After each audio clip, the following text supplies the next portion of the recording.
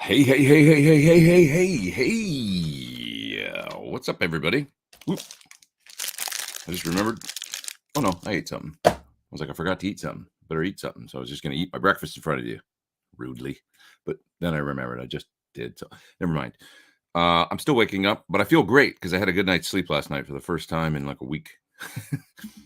I've been in an intense period of time getting ready to do the show that we did Friday night. What a blast it was out in Palm Springs for Rock the Plaza to save the historic Plaza Theater. It was so much fun. But I got to rock out with my friends and play with some amazing artists. It was so much fun. It was let me see if I can find some photos here that I can share with you real quick. No, that's of the cat. Here's some videos. I've got videos here that I eventually will put up. Where are the pictures I want to show you? No, that's more cat. There's one. Alice Cooper, rocking with Alice Cooper. That was super fun. There's my Alice, flanked by myself and my buddy Brian Ray. That was really fun. Oh, there's the thumbnail from this video, which was us playing the solo to Can't Get Enough. Excuse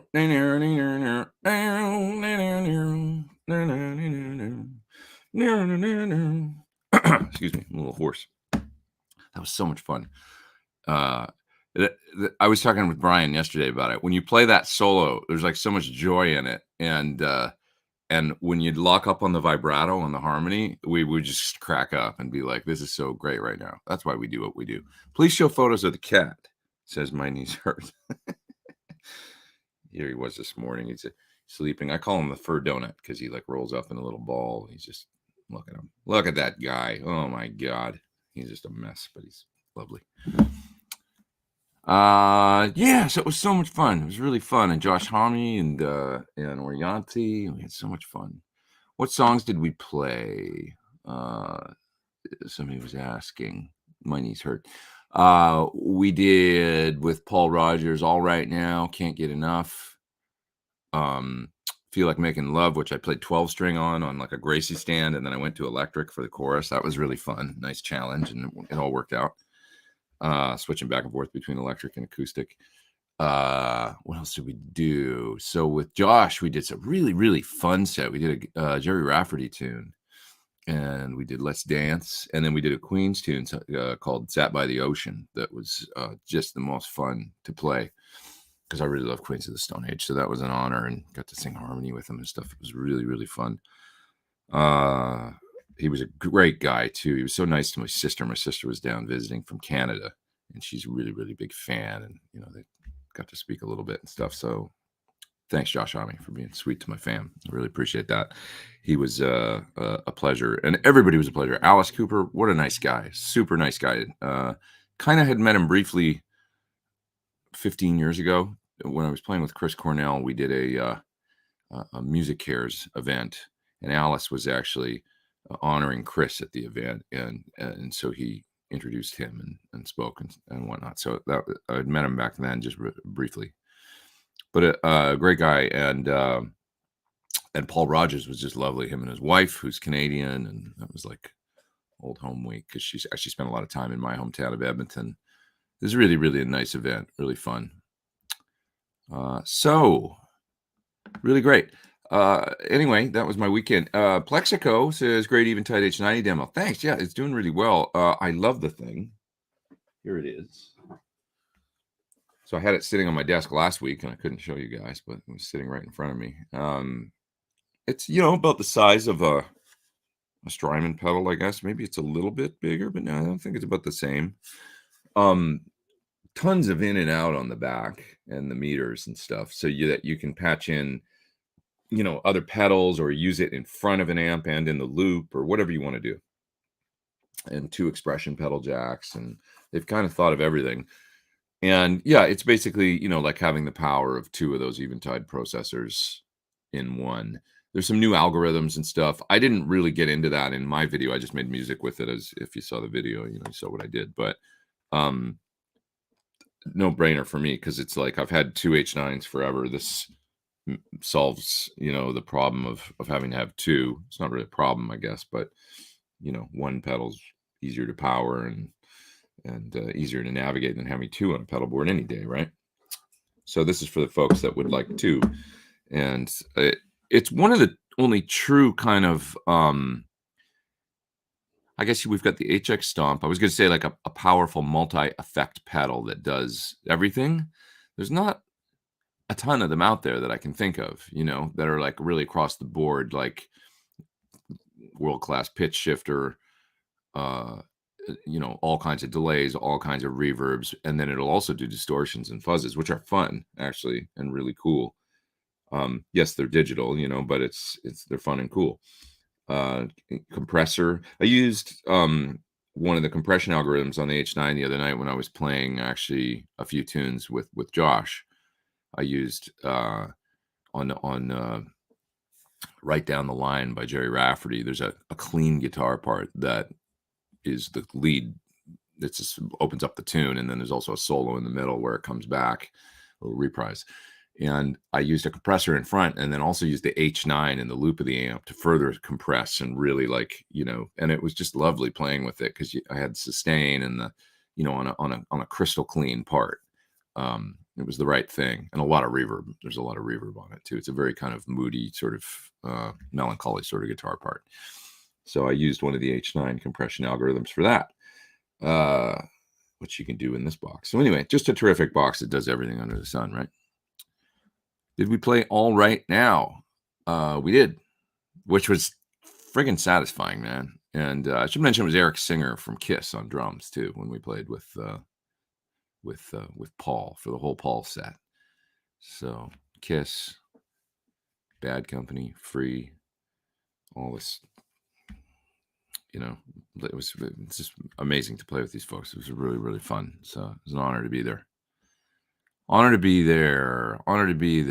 Colin says his cat has an ear infection. I'm sorry to hear that. That can't be fun. Poor thing. Gotta give him some antibiotics or something, or drops, I guess. Yeah. Did I try? I did a video for it. Video is doing great. It's like my most successful video in a long time. Actually, it's up to about 65,000 views, I think, in just a few days. So it's doing really well, which I'm super stoked about. Yeah, all tube amps at the gig, I bet. Yeah, I used a PT-15.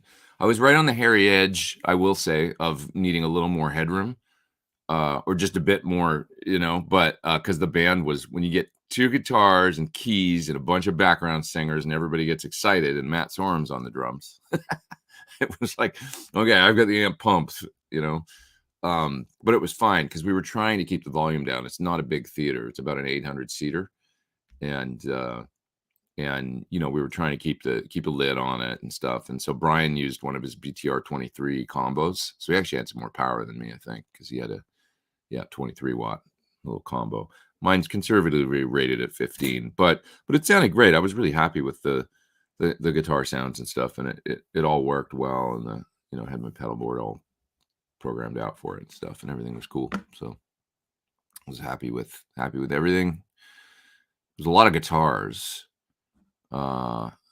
and kudos to our tech Matt that totally kicked ass, and he was working for both Brian and I, and he had a big job that night, and he was dealing with probably at least 15 guitars or something that he was passing around back and forth, because I had a 12 string we played I Got You Babe and I had the 12 string playing all the kind of the doubling the kind of glockenspiel, the guitar lines and stuff like that. And it was, I had two 12 strings. I mean, I had an acoustic 12 and an electric 12, both for just one song each. So he had to contend with those, one of them on a Gracie stand. It was a big job.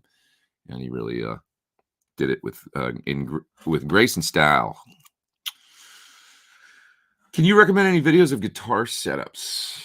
Looking for trem, bridge setting, string height, and pickup height. There's a video John Suhr did with Dave Friedman, I think. And if you search John Suhr guitar setup, I think you'll find the video. You might want to watch that. He speaks a lot about setting up guitars. Although the show wasn't exclusively about that, I don't think. It was when he was on Rig Talk, I think.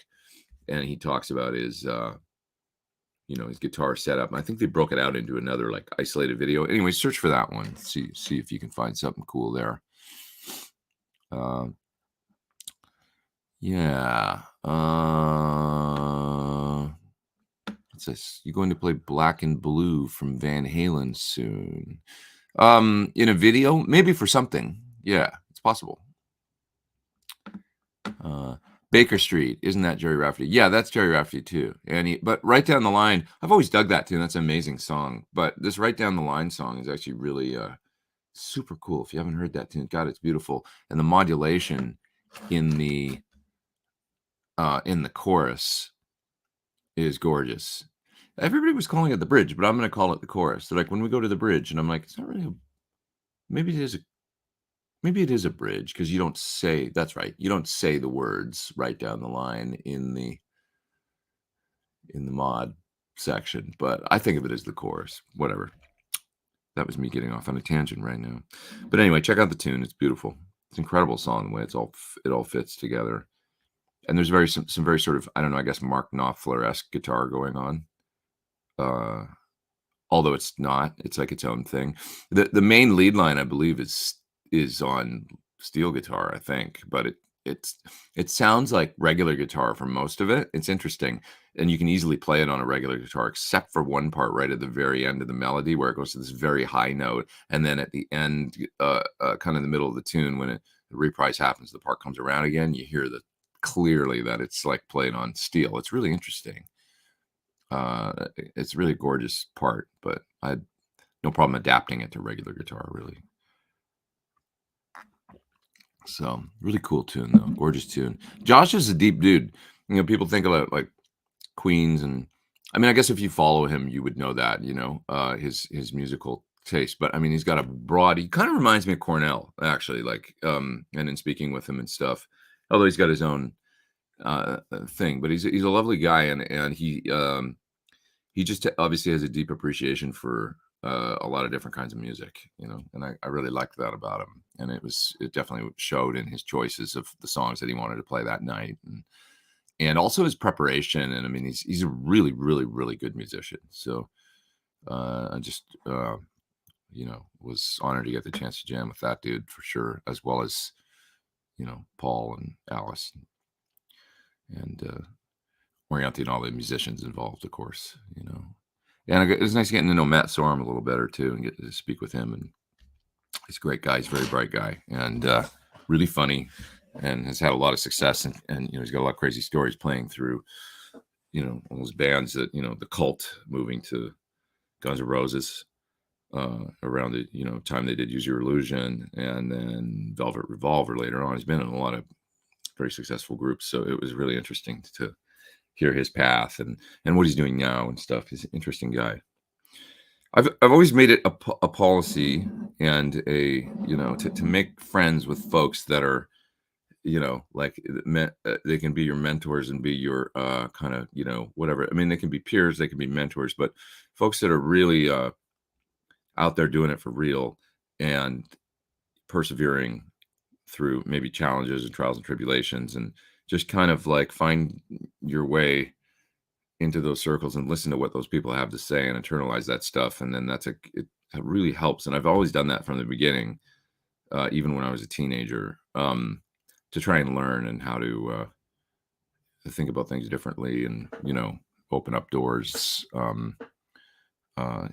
more just like conceptually, I don't mean like, career opportunities or whatever. Those things happen naturally anyway, when you involve yourself with people, but more like doors in your mind about, if I just think about this a little bit differently, that's an interesting perspective, and it's just really helpful. So I highly recommend doing that.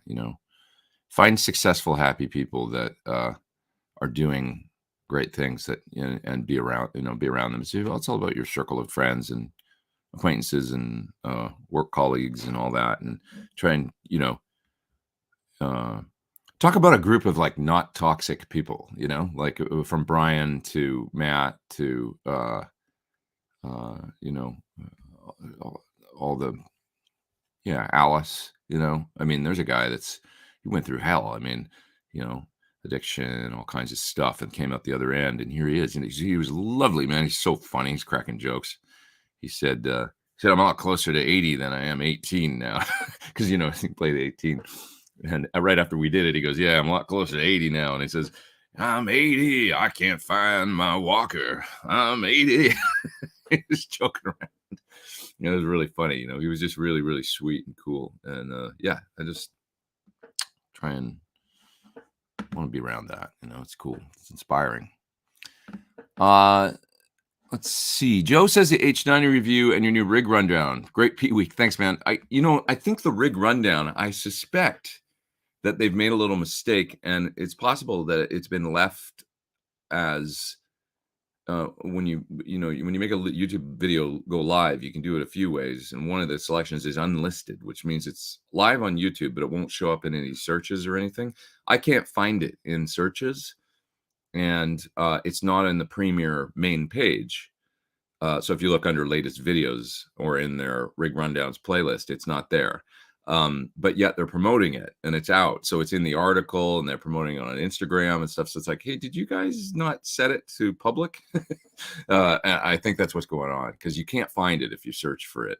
You can only find it if you go to the actual rig rundown on the Premier Guitar website, the article, and in there is the YouTube video. You can see it, the thumbnail, and you can click on it and then you can watch it. But so I'm 99% sure that's what's going on. So it's difficult to find, unfortunately. But yeah, I did a whole rig rundown with Premiere and it's out, and hopefully it'll be easier to find maybe by Monday morning or something. So yeah, but yeah, it was fun doing it, and I'm happy with the way it turned out for sure.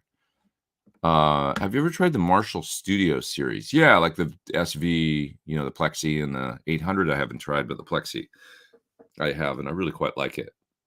I think it's a really good little amp. They sound quite good, and they kind of scratch that Plexi itch pretty well, I think, for the money, and they basically do a good thing. You can do a couple things to them too to kind of vintage them up a bit and make them even better, I think. But even right out of the box, they really sound good.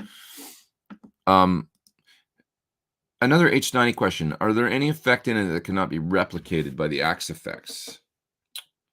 I don't know, actually. You can do a lot with an Axe effects. It's just the particular. Let's take black hole reverb. It's a particular sound with the gravity control and all these different kind of parameters, and it just has a certain effect that when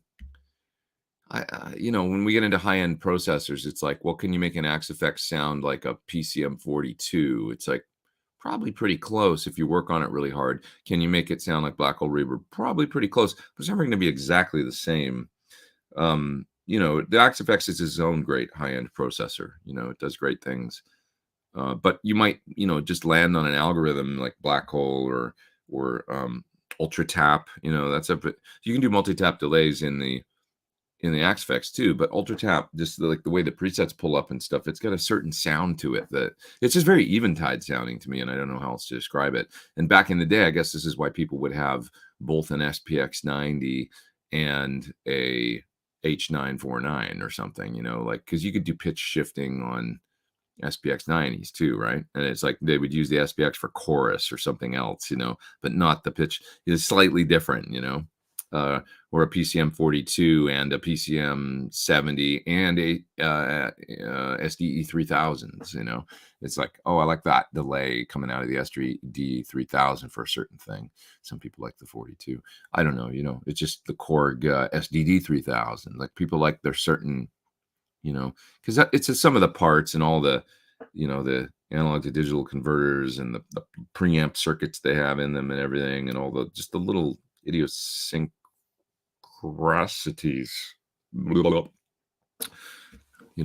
of each unit. So Axe Effects is a really amazing piece of gear that way, though. I will say that it's deep and it's somewhat complex, I find, the editing, but like the positive thing about the Axe Effects is, like, every time that I spent a long time on a sound, it kept getting better and better. That was an interesting thing about the Axe Effects. Like, I could spend 20 minutes getting a delay sound mixed with rotary or something, but it's like not exactly what I want, but say that's pretty good. Let's spend some more time on it, and let's spend more time to go, another 10, 15 minutes. And then I'd go like, well, this is getting better. And then like it'd get better. Like the more time I put into it, it was like, yeah. So that was my experience with it. With a lot of pieces of gear, the more time you put into it, you're getting more and more frustrated and you can't get it where you want. And then you end up just giving up. It was like the opposite with the Axe FX. I'd invest a ton of time, but I felt like the sound kept improving. So it's a really good piece of gear. Steven says, that's interesting. Tim said he's sticking with 2H9, something about he prefers the interface of the H9. Yeah, I like the H9s too. I have to say, I mean, the interface on this guy, it's just like being able to do everything without the app. He might like the app or the computer editor. If you've got the H9s on your board and you're in a studio like Tim often is, and if you've got it maybe, connected to your computer, so that you can pull up the editor like really quick and then get in there, it's like, you're golden, I guess. With this guy, the thing is, I'm really tired of apps and stuff just generally in my life, like, and using my phone for everything and staring at the thing. And I felt it right now. I put my neck down when I went like this, and it's like my neck is like just like that's a thing. And I'm just want to like generally reach down and push the button and turn the knob or whatever, and then push store. And that was my main thing with the H9. I've got 2 of them, so I obviously love it. I actually have 3. I have one on another board at home. So I'm a big fan of the thing, and it sounds great. But the Bluetooth app thing, like, I just want to change the feedback on the sound, on the delay. And I know you can assign it to the keys A, B, and C or whatever, the buttons, and then you could get to them and all that. But I always found myself needing to, oh shit, that parameter is not, I don't have it assigned. So I've got to open up the app, and I'd open up, and then now I got to go to Bluetooth. Now I got to pick which H9 it is. It's that one. Okay, it's Bluetooth up. Now I got to open the app. Now I got to figure out how, okay, push on the preset. Now I got to get in. Okay, there's the knob. Okay, change the feedback. Now put the phone down, and now go over and listen. It's like all that shit. Like, as long as that, it actually just took even a little bit longer than that, to do everything, even though I knew how to do it pretty fast. That drove me a little nuts, man. Like, it's great, and it was really cool. And if you're in your studio setting up sounds, no problem, really. It's easy enough. But if you're at a gig or you're in a rehearsal, it was like, I always like, where's my phone? It's on my amp. Oh no, I left it over there so I got to get it to just do something simple that I wanted to be able to do. This thing totally solves that. I can just get in and do it, to get into some parameter that, I couldn't do. So, and it's just less real estate. I mean, it's going to be smaller and less cables and less power supply and everything than having 2 H9s. So for me, I'm going to go this way, I think. Okay, what else we got here? We got a super chat there. I'm going to go down to the bottom of the chat. Sorry, I've missed a bunch of super chats. How the hell did that happen? Ooh, I'm in trouble. I'm going to get them all right now. Sorry, guys. How are you routing the H9E? So I routed it 2 different ways in my video. I ran it in front, so guitar in. I ran it in my pedal board, and just because I wanted to use a pedal compressor, or I think, is that what I was doing? Or no, my wah. I wanted to use my wah. That's it. On a sound. So ran into the pedal board, out of the pedal board. It was really like running into a wah, out of the wah into here, and then I split stereo out of here, and I went into my interface and called up 2 amp plugins. So that was like running it in front of an amp, right? And then I did a couple sounds, the tape delay, the baritone part on the song, did those that way.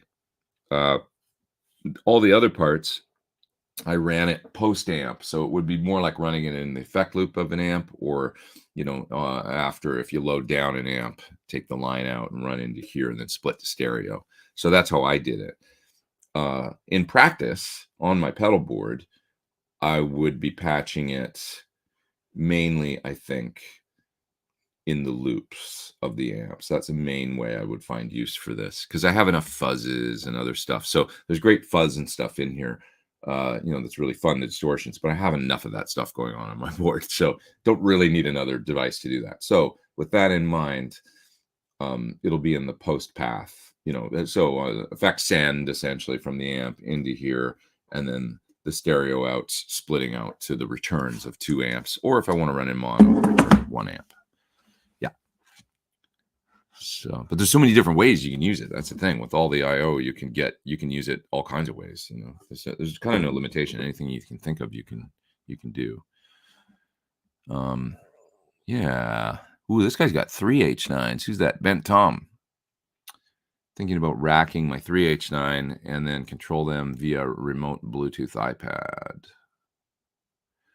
Yeah, I mean, that's the thing that I'm trying to avoid. But yeah, you could do that. If you're not everybody's like me. Some people love having an iPad on a thing and doing stuff with it, Oh, I didn't know this. Bonnie Raitt did a tasty cover right down the line. I want to hear that.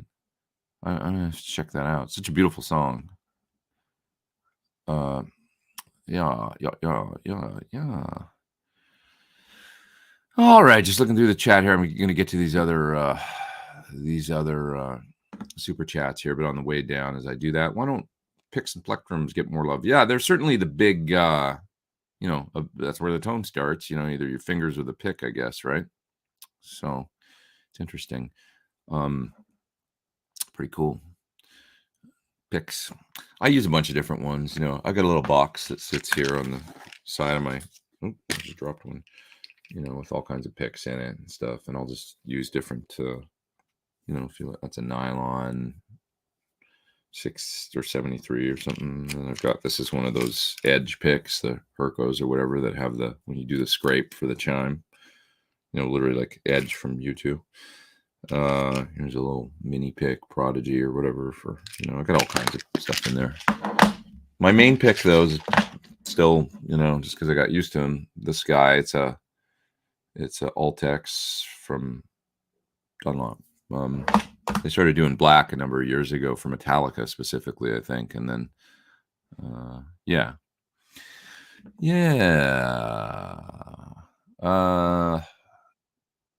Okay, let's see. Oh, this is interesting. Christian says, don't they do that to try and drive traffic to the website first, then a few days later they list it as publicly on YouTube? That could very well be. I hadn't thought of that. That would make sense.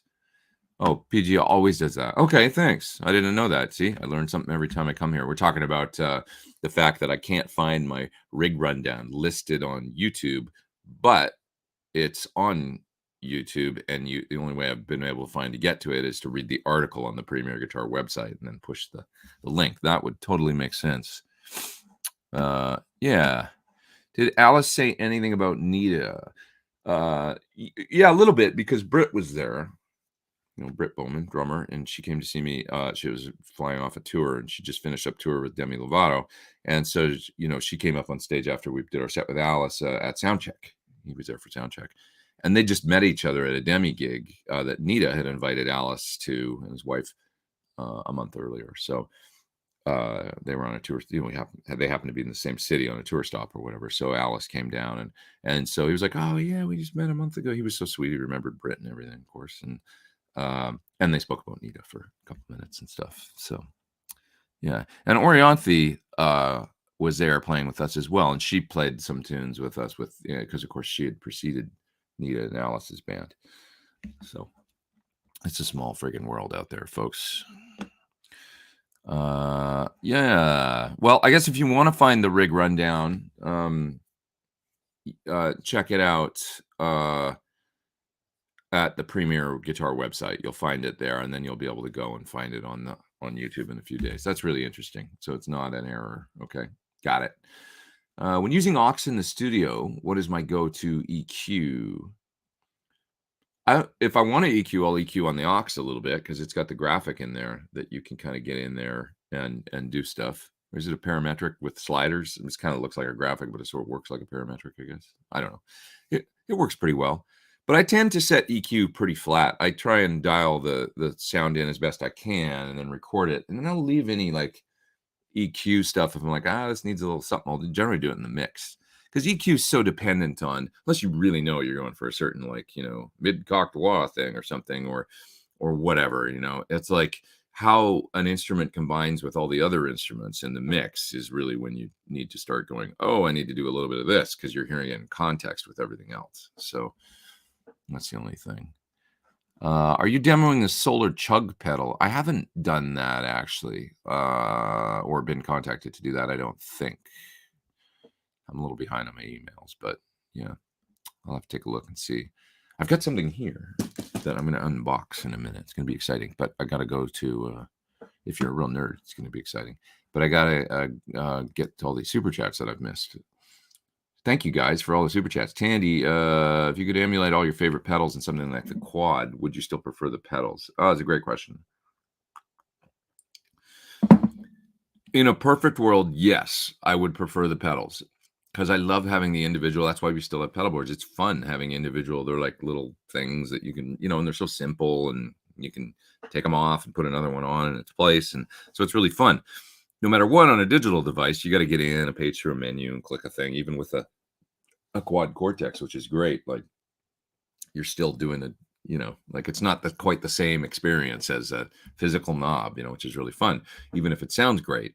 But in the real world, practical world that I live in, it's pretty nice having something like a quad that does things so well that then you can take to Malta in your backpack, like I did with a power amp, like literally get on a plane, you get a 100-watt or whatever, 200-watt amp rig with all your effects in a bag on your back. That's not even that heavy.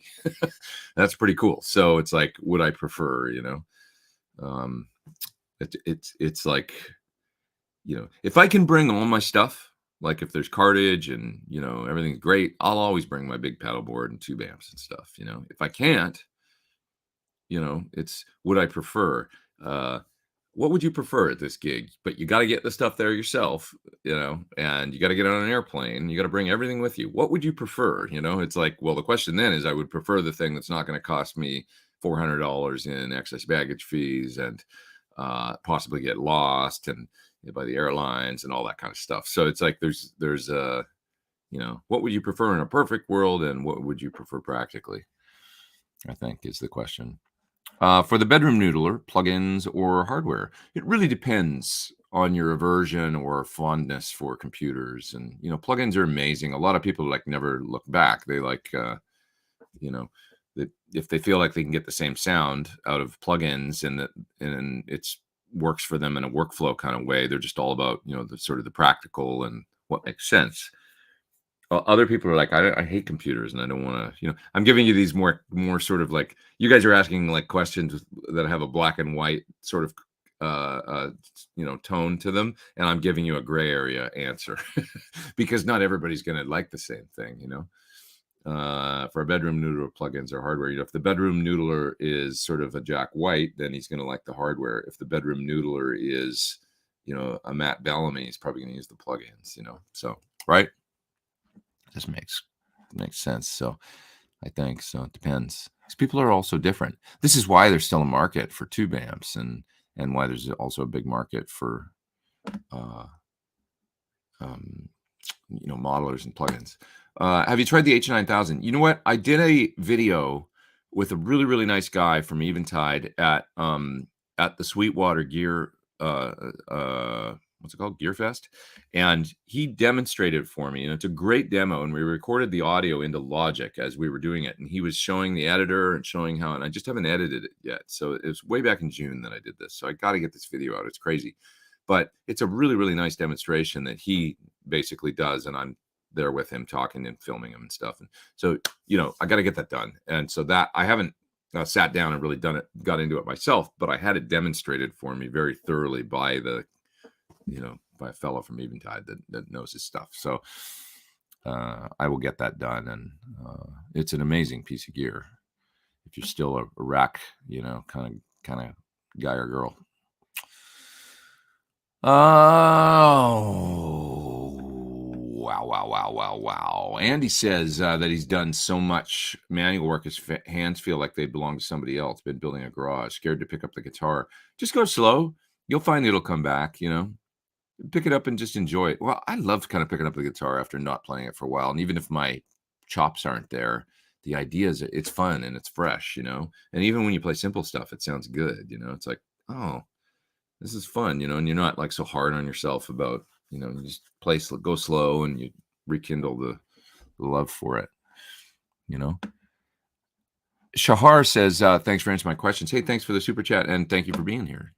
No problem. That's what we're here to do is talk guitar. Oh, yeah, yeah, yeah, yeah. Sometimes you just want knobs. Somebody said that was banana hammock. Yeah, sometimes you just want the knobs. That's right. That's simple effect pedals. Effect pedals are fun. They're so easy, you know. Instant gratification. Phase 90. Fast, slow. Love it. Let's see. Is there a pedal menu that you always seem to forget how to get to? For me, it's the drum track volume on an RC5. Yes. Yes. Yes. I can't remember how to do certain things on effect pedals, and it drives me a little crazy. That's one thing I love about the Quad Cortex, man. Even if I can't remember how to do it, I can figure it out without a manual. Like, how did I assign the expression pedal? Oh, yeah, it's this and this. It's so simple, the interface. And I try and get that across to, to manufacturers and stuff. Like, it has to be so simple these days that people can figure it out without a manual, and that it's very elegant. Like Apple, Steve Jobs was the master of that, and they've lost that to some degree now that he's not with us. But his the experience of opening up an Apple box, the way it opens, and then the things on the inside with the plastic, and you do it, and you do it, and you open it, and it says hello, and like all that was like a revolution in, for me coming from a PC, I couldn't figure out how to use the damn thing, to be honest. It was like, for computer recording or simple things, how do I get like this to patch to this or for the Ethernet, or like it was just really, I hated that laptop. I get that my first MacBook Pro, and it was like, oh, well, this is so simple. Like it walks you through how to set it up and how to do everything. They basically copied that kind of that feel on a Quad Cortex, I think. Like, you start it up and it's like how to, like for instance, when you're doing a capture, it's got an instruction screen that walks you through how to plug everything in. You don't need to look at a manual. It's just like new capture. Step 1, do this. Step 2, do this. And you can skip to the end if you want, but I kind of tend to just do it with the steps because it's only 4 or 5, and I do it, right? I got to do this next. Okay, thank you. Right. Reminded me. And I'm done in like 15 seconds. It's all patched and everything. That's cool. Like beautiful thing, really cool. So Colin says H9s are a nightmare at rehearsals. Well, that's what they've addressed with this thing. It's still not like, I still have to look at the manual on the H90 a little bit to figure out how to get, like, how do I get to like this page and stuff. It's it's an amazing unit. I love it. I still think that it's a little confusing here and there, to be honest. That's just me being honest, that it's like I can't quite figure out how to do this one thing, and then I need to look or ask a question, and then it's like, oh, okay, here's how you do it. But I'm being a little nitpicky at that point, I feel like, so have you seen Chris Buck's vlog from the Royal Albert Hall gig with Peter Frampton? He thanked you for getting the gig. That's so sweet. I haven't seen it yet. I did get him the gig. That's true. He contacted me, and he's, Chris Buck is like such an amazing guitar player. I didn't get him the gig. I will say I made the introduction because he asked me if I would. And normally it's a big ask to ask somebody like, hey, can you ask, X rock star guy, that's coming to, massive legend, that's on tour, because I think you guys are friends. Would you be able to ask him if we can open shows for him? It's a big ask, because you're like, I love referring people for stuff, and I love when I get referred. This business is all about referrals and having your friends, good circle of people, and having your friends refer you and stuff like that. So Chris Buck is so sweet and so good, and his band is great, and he's just a lovely guy, and he plays amazing. He's like the future of, he's an asset to the guitar community, the way he plays. That's how, to me, he plays like a lead singer, and we need more of that and less wheedly wheedly, And if it's going to be technical, it should be saying something. Chris is a master of that, and even at a young age, he's just a brilliant phraser, and just incredible. So when he asked me, I thought, for you, absolutely. And I contacted Peter, and I actually said, Peter, I would normally never do this, but if I'm doing it, it's and Peter's a sweetheart, but he's also a busy guy and stuff. And so I said, I would normally never do this, but this guy has a band in England. He's an incredible guitar player, and I think you'll really just enjoy him on a guitar playing level. And he's asking about your shows in the UK and if you would consider his band for any opening slots if you have them available. Still, if you haven't slotted somebody in there to open shows. So he said, okay, I'll give him a listen, and next thing I know, it was like I got an email and it was like, well, it was a couple weeks later, but it was like, dude, we're doing it. Like, you hooked it up. And so he got to do, I think it was all 3 of the UK gigs, Stoke, one other one, I can't remember where the other one was, but then Royal Albert Hall, which is like, to play Royal Albert Hall. I've never played Royal Albert Hall. I would love to play there. It's such one of those legendary venues like Madison Square Garden or anything. So they got to do it. And and I know they were great, and that the Royal Albert Hall audience, I'm sure, just loved Chris because he's that good. He's incredible, and the band's really great. So it was a natural fit, I think. And, Peter seemed really happy about it. And I think everybody. So it's good. I love it. I love it. I love it. It's good. It's good. Stoked. Yeah. When discussing interfaces, says Keith, it's something I feel Neural knocked out of the park. Their interface is simple. And the plugins, they're beautiful. Like same as Quad Cortex, just easy, beautiful, everything you want, you can do, sounds really good. I'm left wanting nothing, using their stuff. It's a big, I know it's like, am I full of crap? No, I'm not. It's like, go use it and you'll see. It's just, they do it right. I would be honored to have a plugin with them or a, something. So I'm been a big fan of the Quad since it came out. The one thing I wish with the Quad, I'll make a, and it's maybe a common kind of, if it's a complaint or whatever, but I told them this from the beginning, I wish I could plug in the thing with a good old fashioned USB cable and back it up or do things without having to use the cloud. I don't like that. It's the one thing that I got to always connect it to the internet to do software updates. And they were like, nope, we're not doing it. And I was like, I don't get it. And they were like, nope, not going to happen. I was like, okay, but I still feel strongly about that. It's my only complaint, honestly. It's my only complaint about the unit. I just don't agree with that. But other than that, love the company, love everything they're doing with their plugins, and they're just fantastic. Overall. And I can live with the the wireless thing. I just don't get it. It's like, why not? Like, what if you're somewhere where there just isn't any net? What if you're in Antarctica and you got to play a gig and you need to download that preset from the cloud? It ain't going to happen, I guess you got to plan for that in advance if you're going to Antarctica. Thoughts on speaker break-in? I put a Creamback 75 in my Hot Rod Deluxe and it's a bit spiky.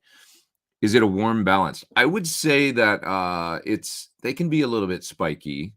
It's an H30 type, so they've got more treble, more bass, and a little less rich mids, but that's just part of the sound.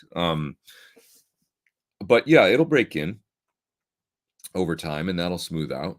How many hours do you have on it? You got to expect that it's going to take a little while, hit it with some, take it out to some cover gigs and play some chunky power chords with some, distortion pedals through it and stuff, or funky chords, with a compressor and hit it hard and loud, and, it'll smooth out over some time for sure, but then again, it might just not be for you. You might want a warmer speaker. If you find it spiky, then I would say if it doesn't work out for you and you want to go Celestion, still try an A type and you'll probably be like, that's what I wanted. It's a higher power speaker too. I mean, I think they're 50 watts, not 75, but it'll work fine in a Hot Rod Deluxe, and they're quite nice in the top end. If the speaker you've got isn't what's working, try an A type. Yeah.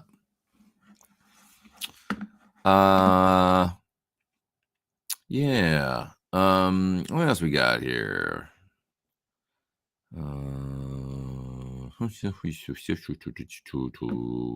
Recently picked up a Celestion Ruby.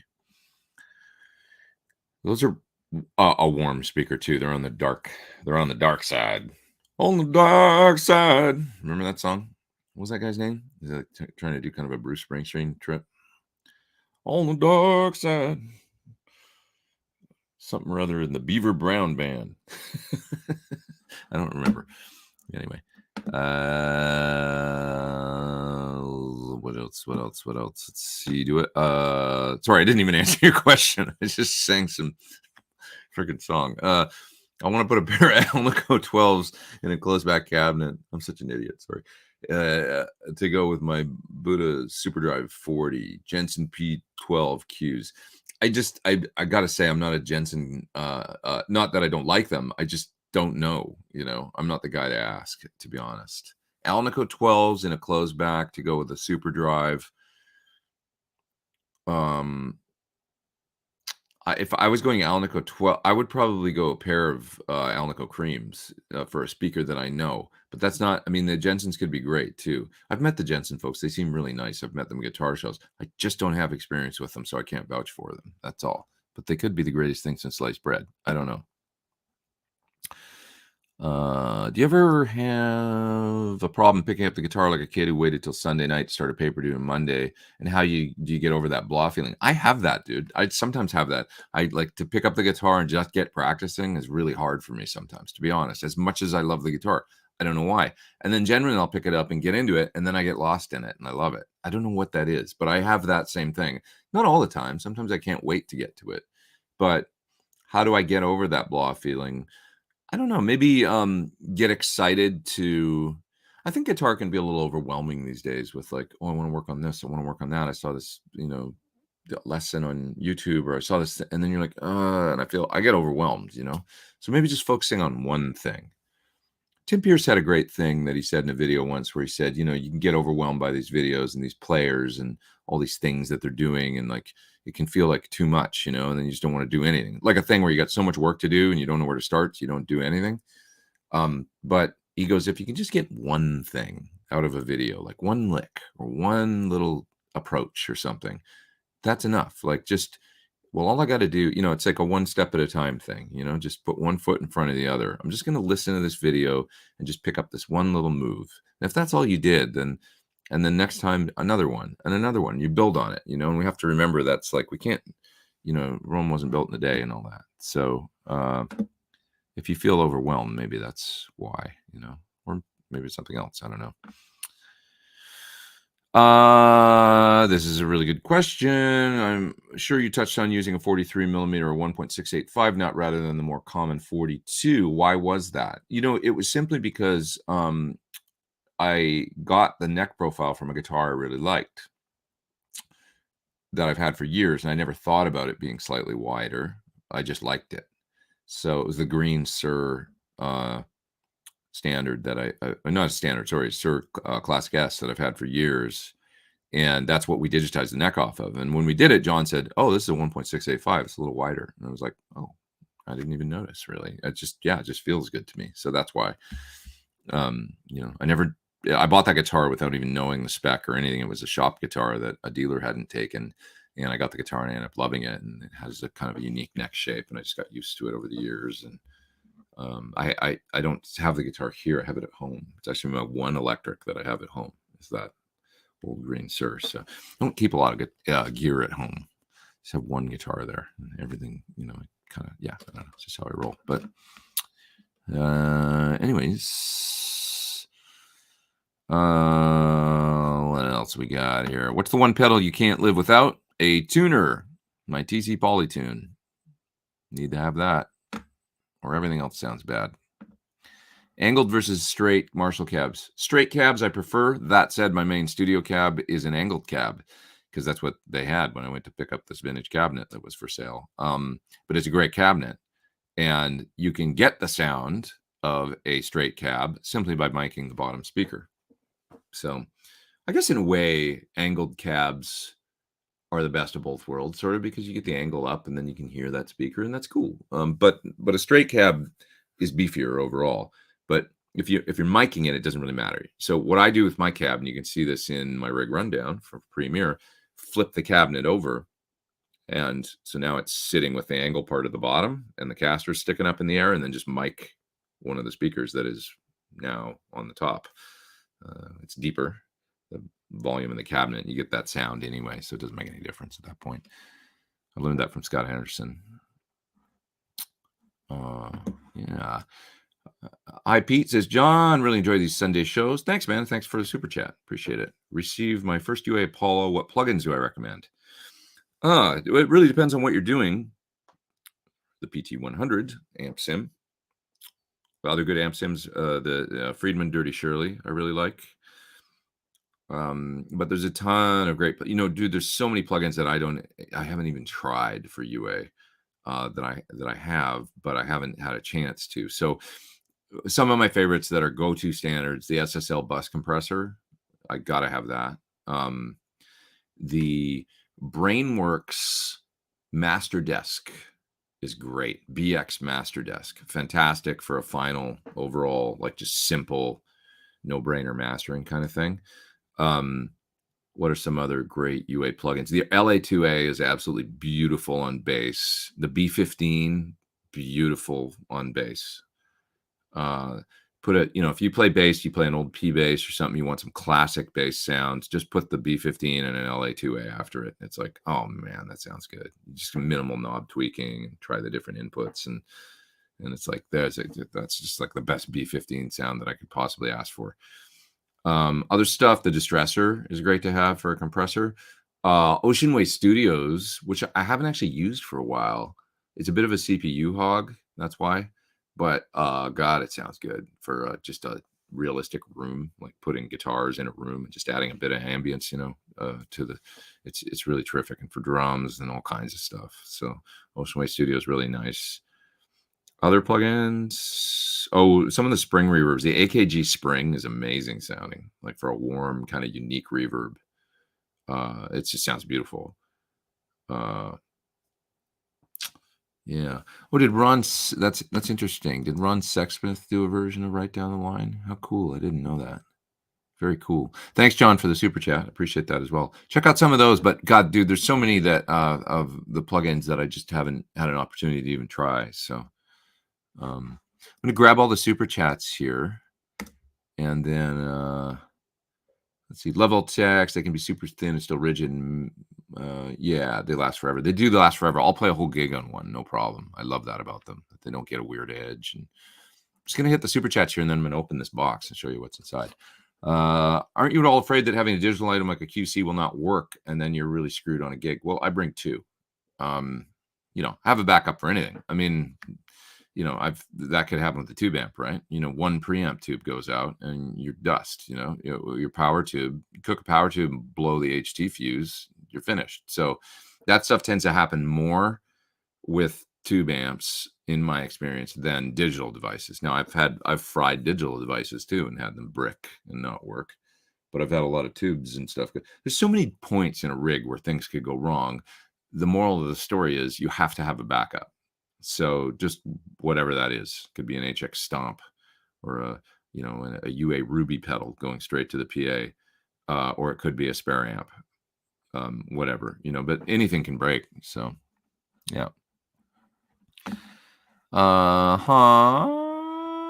What else we got here?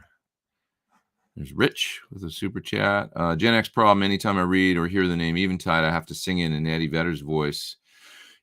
Eventide, something like that. Let's see. Thanks for the super chat, dude. I appreciate it. I do.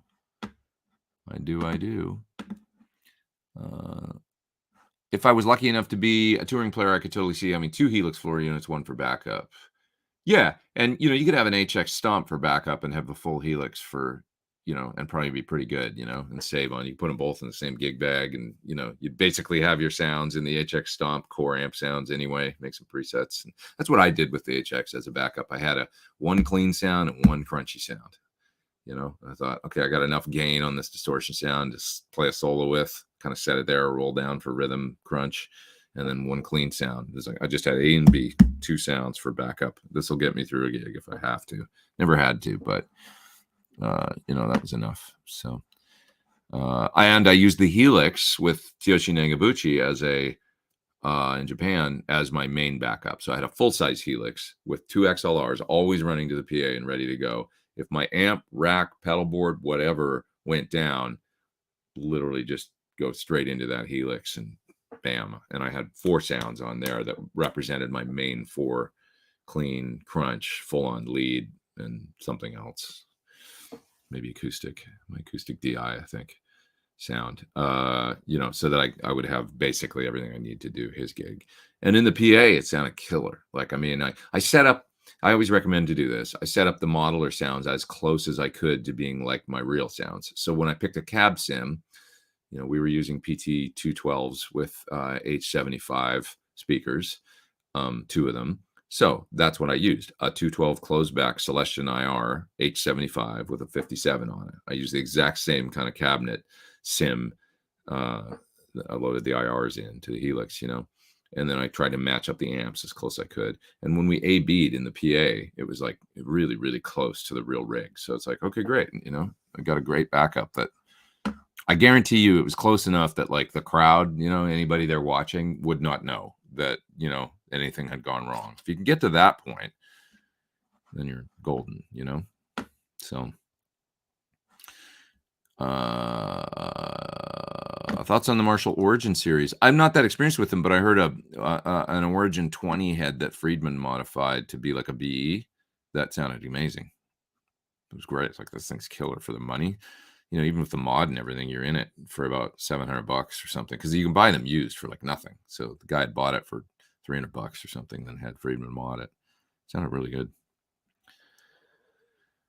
Have you heard of the Boogie Fillmore series? A little bit. I don't know that much about them, but I know that the Clean channel is, Not Your Dad's Mesa. Yeah, they're supposed to be kind of, like it would seem to me that I've heard good things about them being like a terrific Fendery Clean. That's all I know, though. Yeah. God, I'm far back in the chat still here, and there's still a couple super chats. I want to open this box. John Cafferty and the Beaver Brown Band. That's it, Ryan. You got it. Eddie and the Cruisers. Soundtrack by John Cafferty and the Beaver Brown Band. On the dark side. That's not the right key. Thoughts on Bogner Ecstasy. What is the most exotic costume stage props you've had on a gig? Well, the Milan Farmer Tour, we were in all. Who was the designer? It was a famous French fashion designer that did the clothes for the tour, Gautier. So we were in Gautier outfits, and I looked like a waiter, where I had this thing that looked like an apron in the front and a button-up black shirt with a black tie, and it was Gautier everything. So that was, I guess that's exotic. I don't know. It was all black, but it was kind of, it was wacky. On the tour that she did before, they were dressed like priests. She's she's like the French Madonna or something. So the band's all dressed in these crazy outfits, and there's background singers and dancers and all this stuff, right? It's a pop gig, but it's very French. So they were dressed like priests, but with sleeves cut off, so full arms, priest collars, and then open back. The things we do for money, And so it was like, be prepared, because you don't know what's going to be. You've agreed to the salary, though. We were all joking, like, I might need a raise depending on the outfit, But no, it was actually fine. It was like, oh, this is tame compared to what you guys had to do on the last tour. So when I got in the band, it was easy. Yeah. With Kyoshi, we dress up, like Aerosmith or something. We got a lot of scarves and, like lots of, rock and roll, like full on. He gave me these boots that were like probably like $1,200 or something. He's like, here, wear these. And they actually fit. And they were like black leather with studs all over them and stuff. And, we're dressed up in that full on rock garb. Okay. Couple more. I'm sorry, I'm missing a bunch of stuff here because I'm taking so long for every answer. I don't know. I can't help it. The Classic Rock Show need to play the Albert Hall. I would love to do that. We do Cadogan Hall in London, which is a nice theater in London. It's a beautiful little venue. And for whatever reason, they're just locked it down. It's in a nice neighborhood. It's kind of, is it Kensington sort of? Or I think so. But yeah, we do 2 nights at Cadogan Hall every time. It's about a 2,000 seat or something like that, or 1,800. So it's always, they sell out both nights there, and it's great. It's totally cool. But I would love to play Royal Albert Hall with them sometime. It would probably sell one show there would probably sell out, I would think. Maybe not. I don't know. Depends. But they're building it. It's growing. Okay, so that's to the bottom of the chat, and I'm sorry I missed so many questions, but I really want to open this thing because we've been talking about this for weeks, actually over a month. So let's open it. Finally showed up. Anybody guess what it is? Here we go. Here we go. Oh, let me get that super chat off the screen so you can see what I'm doing better. There we go. We'll move it front and center here. All right. Keys. Anybody else use their keys to... Damn it. Doesn't work that well.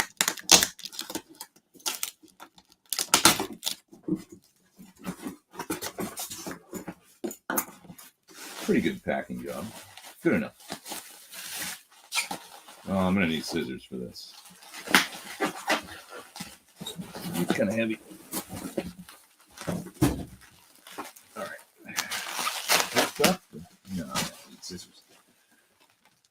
Could have gotten my lazy ass up to do that first.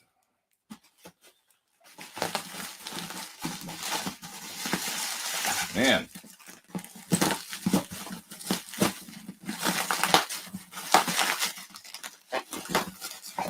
Not bad.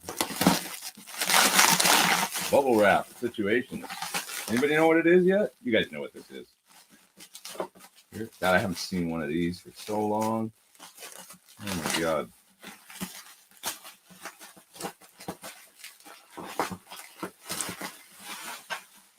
Amazing. A little beat up. Hopefully it works.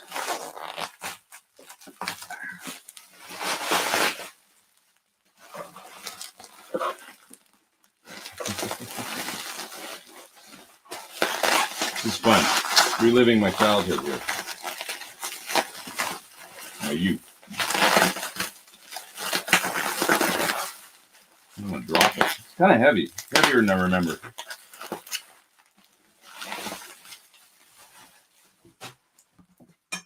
Ladies and gentlemen, the legendary GK 250 ml.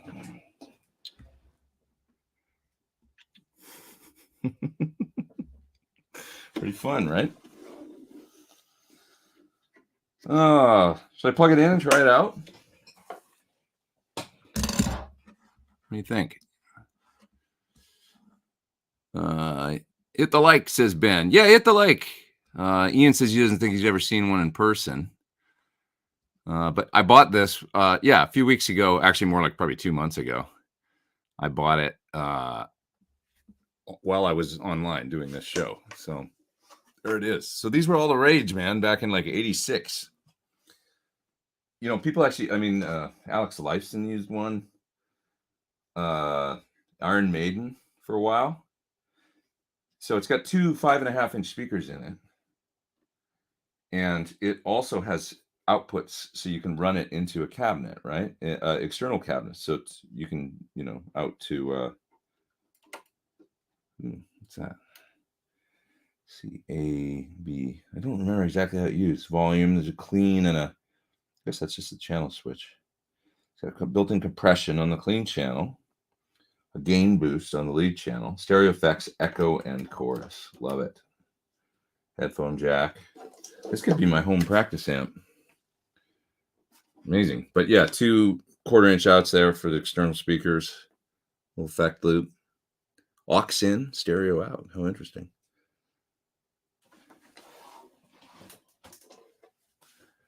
Do we want to hear it? Should we see if it works? What do you think? You can adjust the gain and reverb on internal mini pots. Cool. I'll have to get the manual. Iron Maiden is why I want one. Yeah, I believe isn't like all the guitars on that tune Wasted Years? Isn't that one of these? Jimmy Ray says plug it in and let the 80s. My roommate had one. He was annoying. Was it the amp sound that was annoying, or was that what David Gilmour used? I think Gilmour used it. Absolutely plug it in and try it. All right. Well, talk amongst yourselves for a second because I need to find a, if we're going to plug it in, I need to find a power cable. We'll little disorganized around here right now. Oh, I think I have one I can use. Right here. All right. One sec. The studio's torn up because I was getting ready to go to Palm Springs to do the gig, so it's a little torn up in here right now, but we can make this work. See if it powers up. Oh, that sound. Interesting. Got a fan in it. No, it's the sound coming out of the speakers.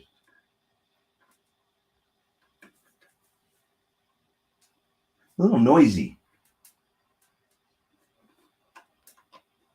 A little noisy. A lot of background noise coming out of the speakers. A little bit of a concern. We'll grab the old destroyer.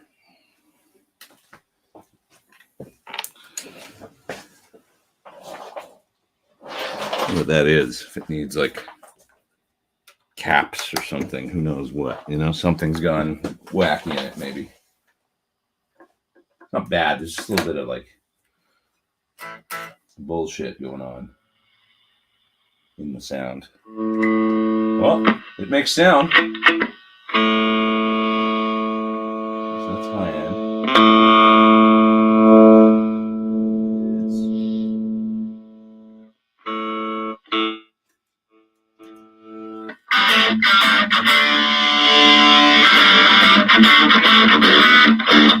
And drop the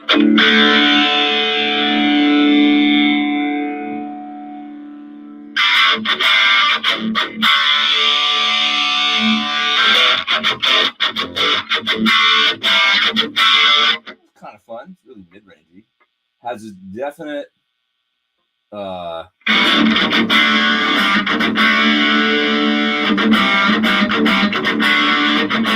it feels a lot like the other solid state amp I have here, which is the Loud.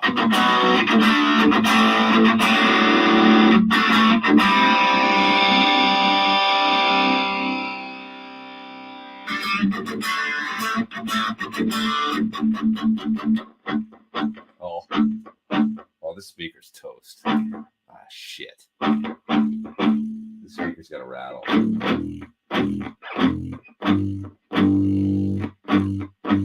It's got a bad speaker, I think.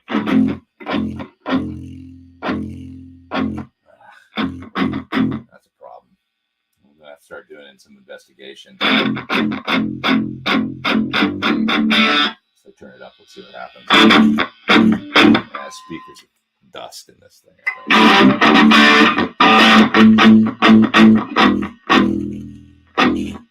Yeah, the speakers are fried, man. Might have to get them reconed or repaired.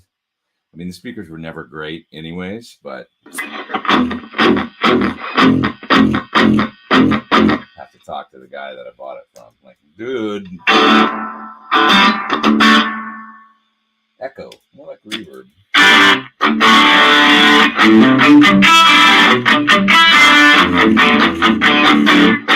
So you hear the speakers, but it's distorting the mic too, I think, but at that volume. Yeah. They sound like they need recones real bad.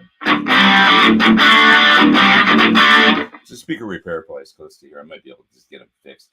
Don't really care if they're like, because it's like, it's not like you use this thing for the internal speakers. But that's a little bit of a drag. I wonder if I could find some other ones online somewhere that would work as replacements. Interesting. Oh, well. That's the shit that happens, I guess, right?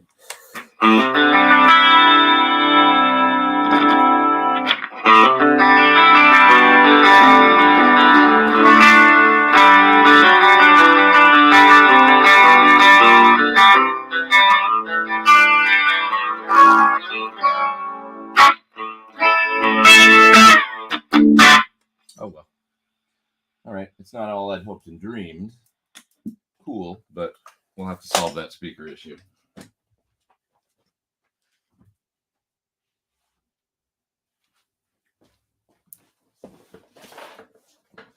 little bit of a letdown.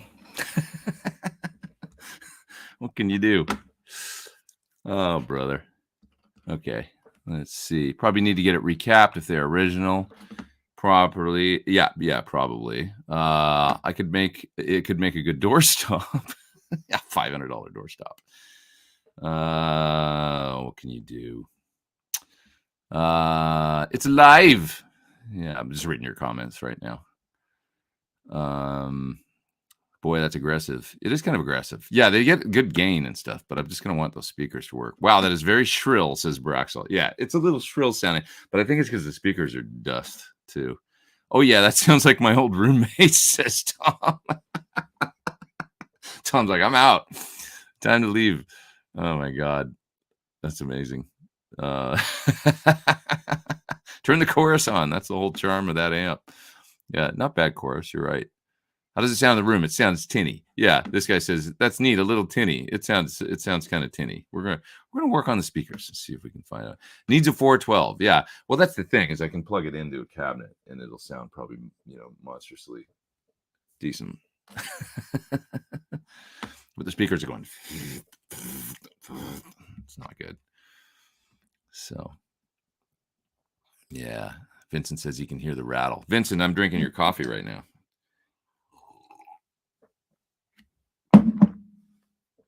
It's making my one bad eye freak out. Thanks, Vincent. I think those have foam surrounds that rot. That's interesting. Well, I'll do a little research into it. There's got to be somebody in town that can fix it up and make it work. Different speakers and stuff. Yeah, maybe Dave Friedman can help me with it.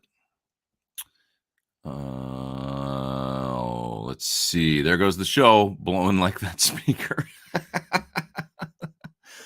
The fly-by-night tone sounds better than a crate. It sounds pretty good, actually. Like I've always liked the distortion in them. It would make a good little practice amp if I can just get it, get those speakers sorted. Yeah. What condition did the dude say it was in when he sold it? He never said anything about any farty speakers. I'll tell you that. Yeah. Okay, let's move on. A little bit of a letdown. H90 ordered, says John. As a player, excuse me, I'm an awful version of you. No, you're not. You're the best version of yourself. Same tones and styles. Why do you use additional delays and reverbs? Also, what switcher do you recommend?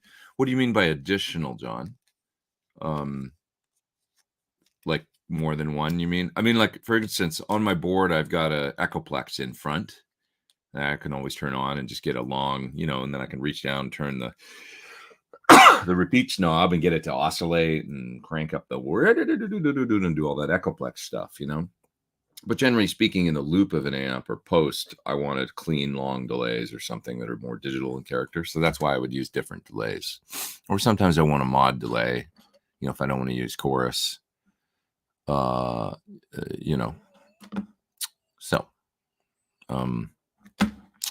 just, different strokes for different tones. Trying to buy some Thorn buckers, but unclear whether I want the 50 mil or 53. In a PRS SE custom, you want the 50, I think, right? Or is it? I don't know, dude. You got to check out the spacing of look at the spacing of a PRS humbucker and see what they are. I'm not sure. Anybody out there know? What's the spacing on PRS? Is it a Fender style trim with a wide spacing? I don't think so. Not 100% sure about that, though. It's a really good question. It's probably an easy Google search. Let me take a look here if we can figure it out.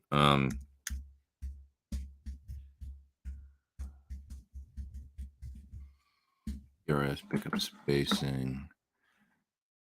PRS. Somebody's saying 52. Are they really? That's really interesting. F spacing generally 53, supplying 52.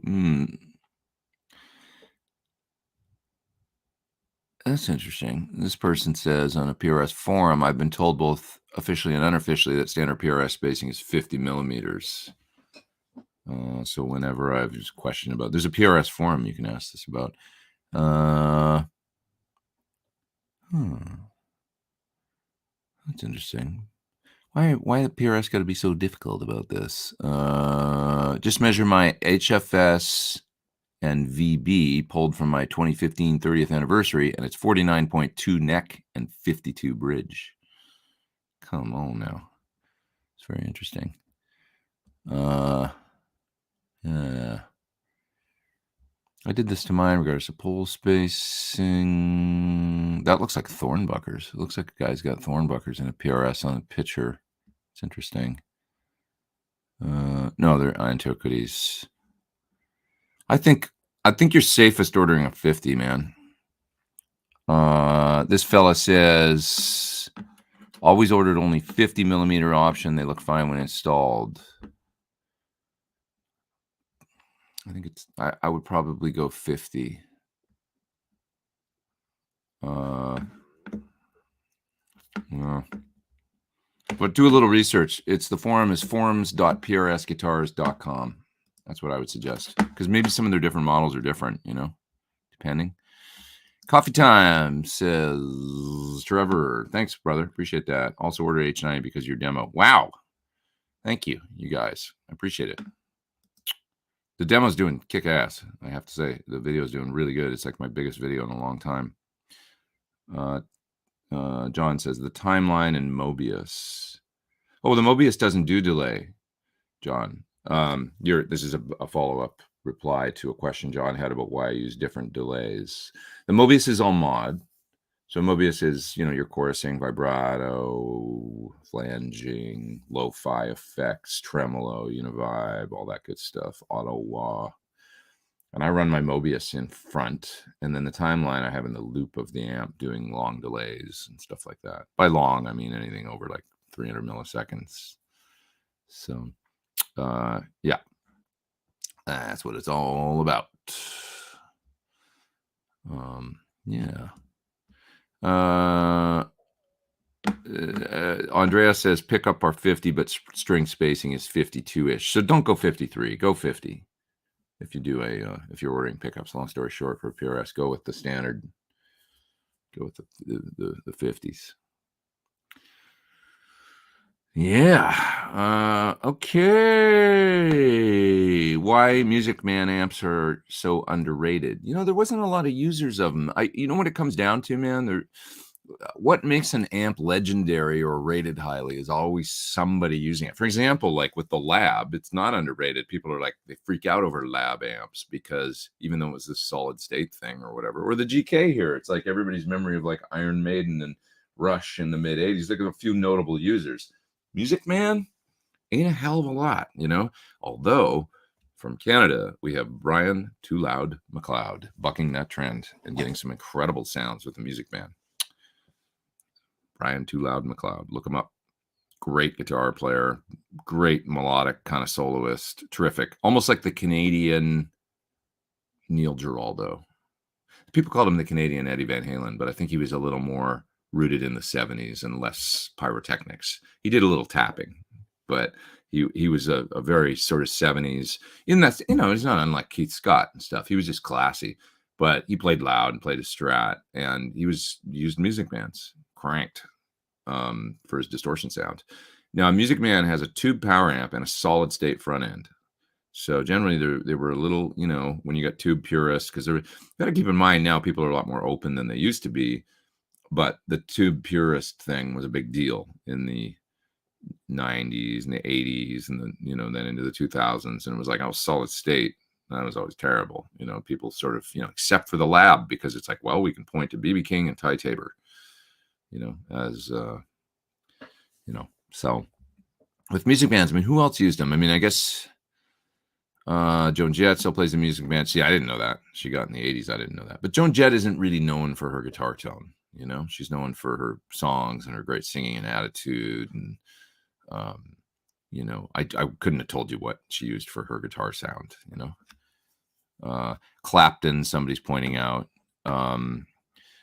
Clapton used them, but it wasn't Clapton's, era of like when anybody was talking about his tone, when people talk about Clapton, we think Gibsons and Marshalls as being the greatest era.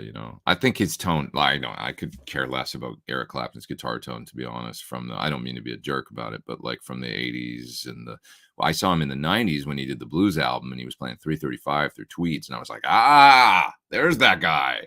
That sounds like bitchin', And then when he plays the Strat with the mid boost and all that, I don't care, I don't know. Does anybody else feel like that? I just don't. It just doesn't resonate with me. Oh, I gotta have that sound. He's a great player. I mean, he's got the timeless phrasing and vibrato and the whole 9 yards. But when he picks up a Gibson, something magical happens. I'm moved, And when he plays the Strat and stuff, it's like, yeah, that sounds like his phrasing and cool. And he takes a solo and whatever, and it's cool. It's fine, But I don't get excited about the sound. Just in a very honest mood today, I guess. What can I say? Chris Kane only uses Music Man RD50 Blues Man. That's interesting.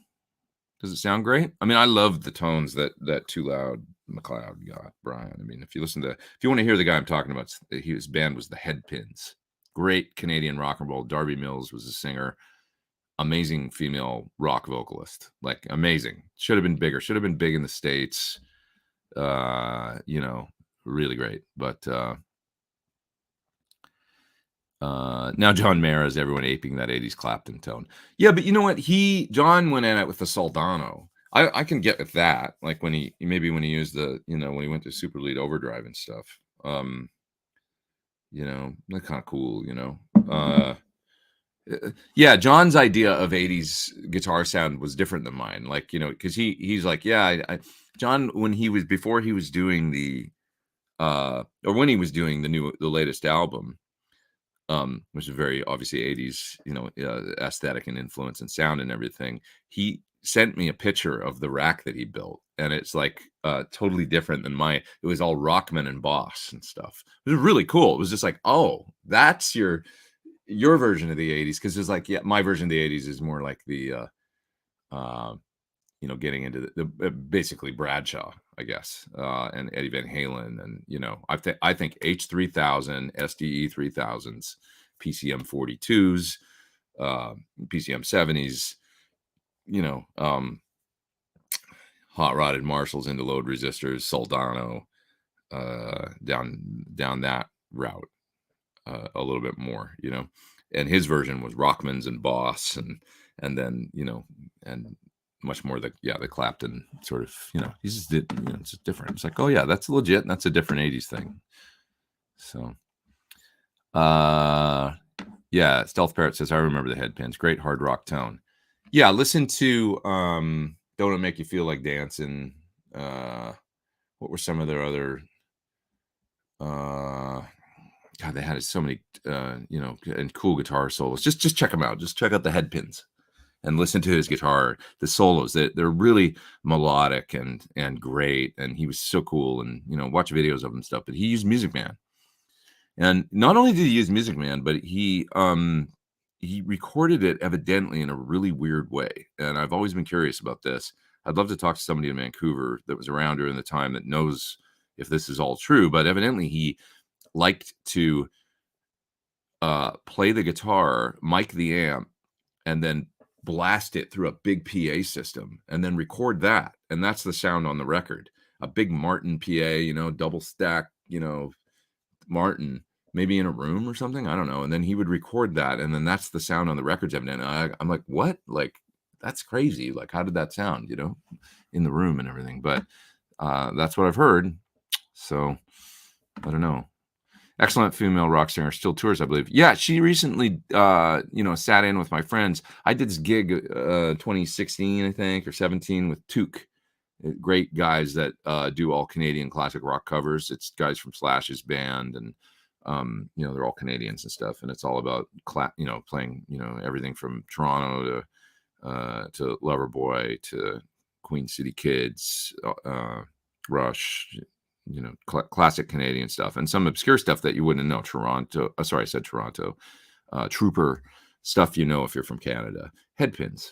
And so Darby sat in with them, and she's the singer from Headpins and did some tunes. She sings her ass off. Sounds amazing, super cool. Let's see. SLO pedal demo reminded me of Steve Vai, maybe Passion Warfare. Cool, thanks. I love Steve. He's the man. TC 2290, right? Another great delay of the era, of course. Layla album had great strat tones. Yeah, I mean, I would say that's the tail end of when, Eric was obviously Layla amazing,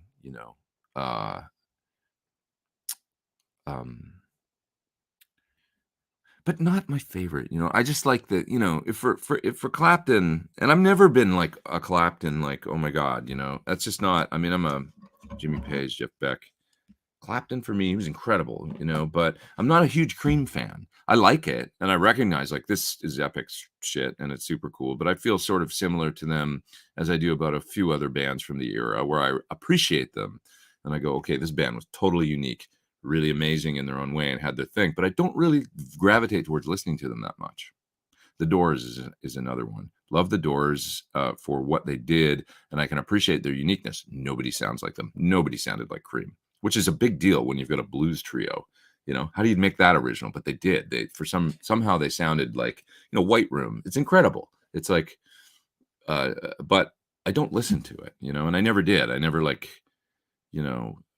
where's Jeff Beck group or any.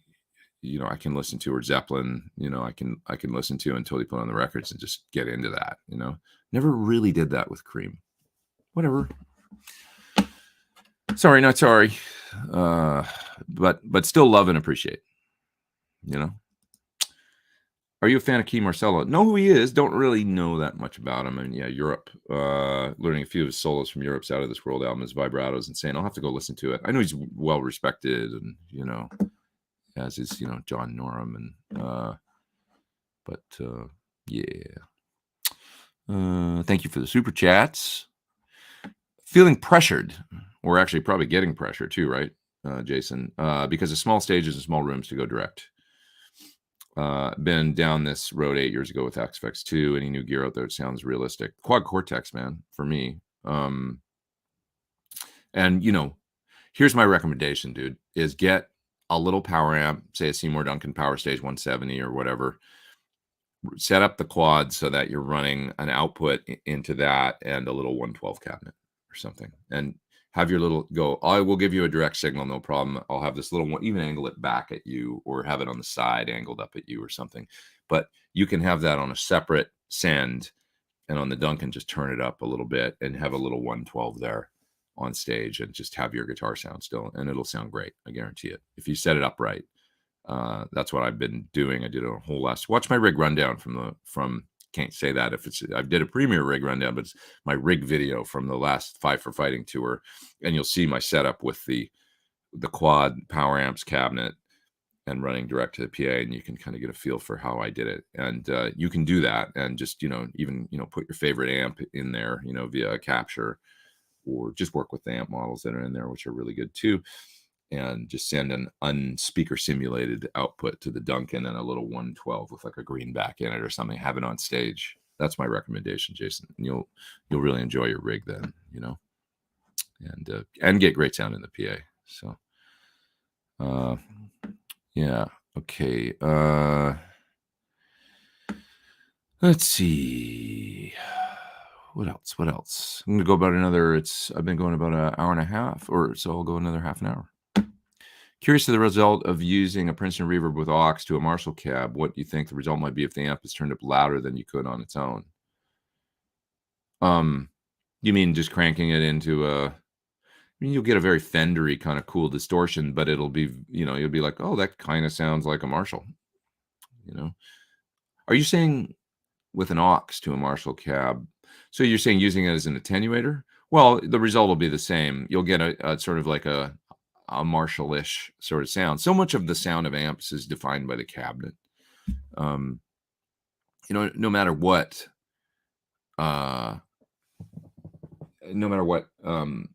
the speakers and the type of cabinet really dictate a big part of the sound. So having a closed back with Celestions sounds a little more Marshally to us. Having an open back with Blues sounds a little more Vox.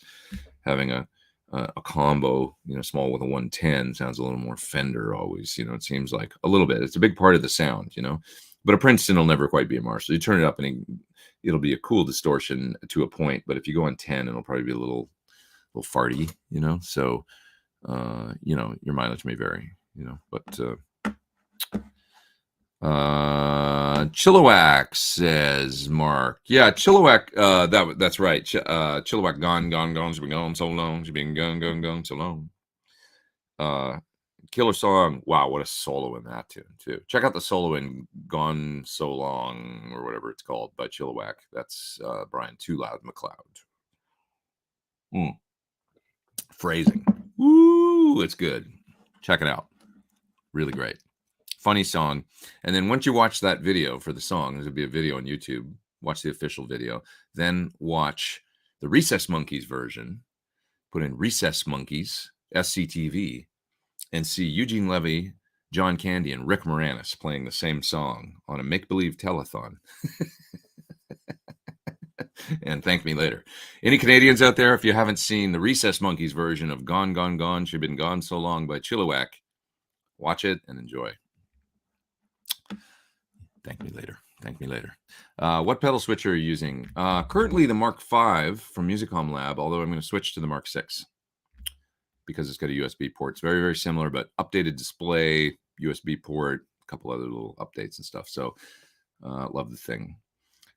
Is there any point of routing some of the H90 effects through the front in dual mode? Yeah. If you run through the front, you can then do things like Univibe or phaser or like things that sometimes you would want in front, just filter type effects or analog or tape delay in front of an amp, which is a different sound. So you'll be able to take advantage of that, which is a real cool way to use an H90, I think. I would recommend giving that a try, with all the routing options and stuff. It's pretty neat. Yeah. Okay. Finally, says Joe, I feel the same way about Clapton.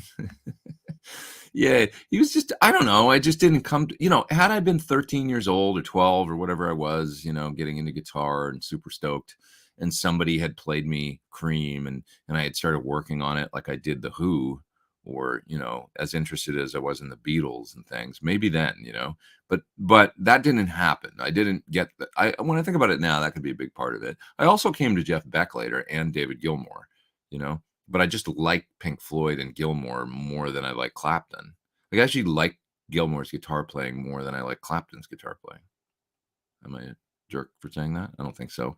I just really like David Gilmour and the simplicity, the note choice. I don't think he's probably as proficient. I don't know, but I like his musical ideas on the guitar and his phrasing and his the way he approaches it. I really enjoy, And Eric also just, I don't know, man. It's like, I don't mean to just, but he's just like kind of a whinger, these days and stuff. So that just soured me a little bit.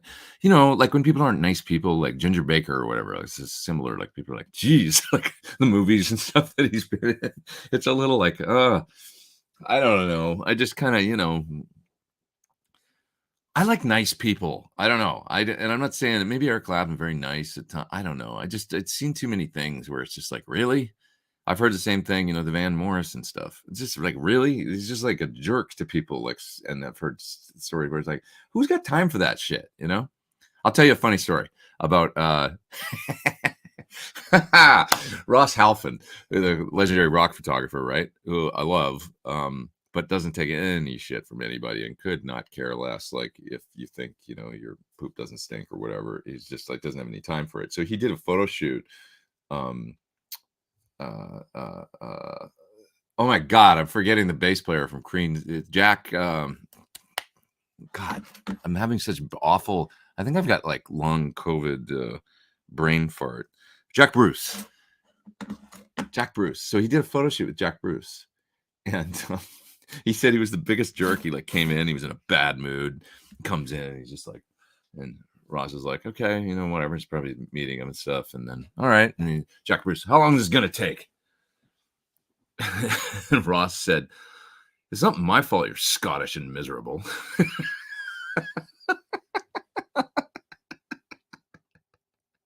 Yeah, I like that, man.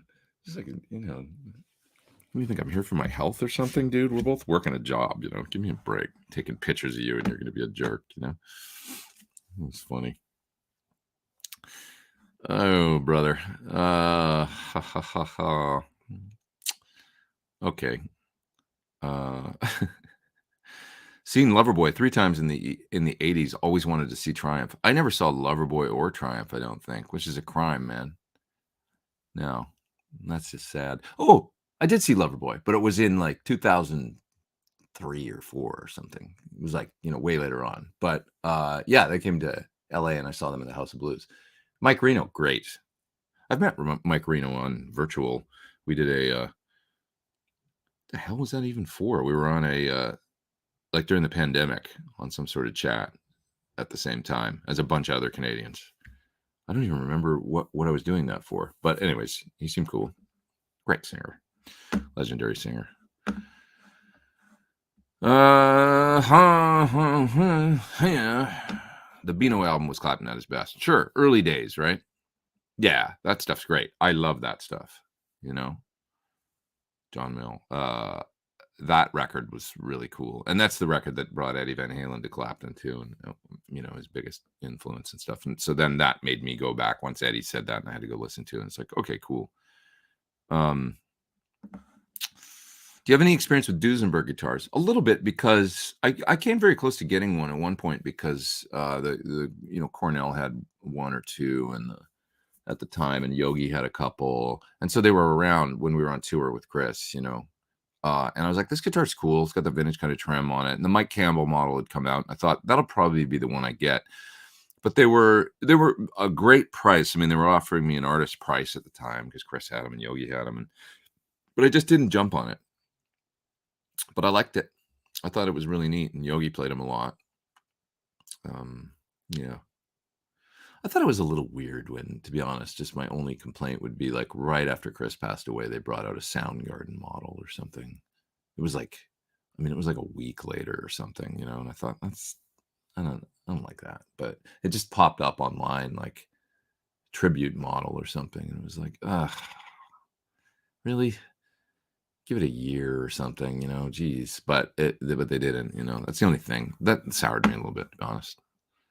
But I'm being unusually, I don't know. I guess I'm just getting older, and I have less fucks left to give, I'm just being very honest these days. I don't want to get in trouble, but I don't mind calling that one out. It was too soon. Wasn't Eddie a huge Cream fan? Yeah, Eddie was a huge Clapton fan. Clapton was his number one, I think, guitar influence, which is interesting because he didn't really play like him at all, But I guess if you listen to Eddie Van Halen in the 70s, some of the bootlegs from parties and things, and then playing, when he's ripping a solo, like, he kind of sounds like supercharged Eric Clapton or something, when he doesn't have the whammy bar and he hasn't started tapping yet and stuff. Yeah. Yeah, EVH never praised Hendrix, so everyone has their things they didn't get fully.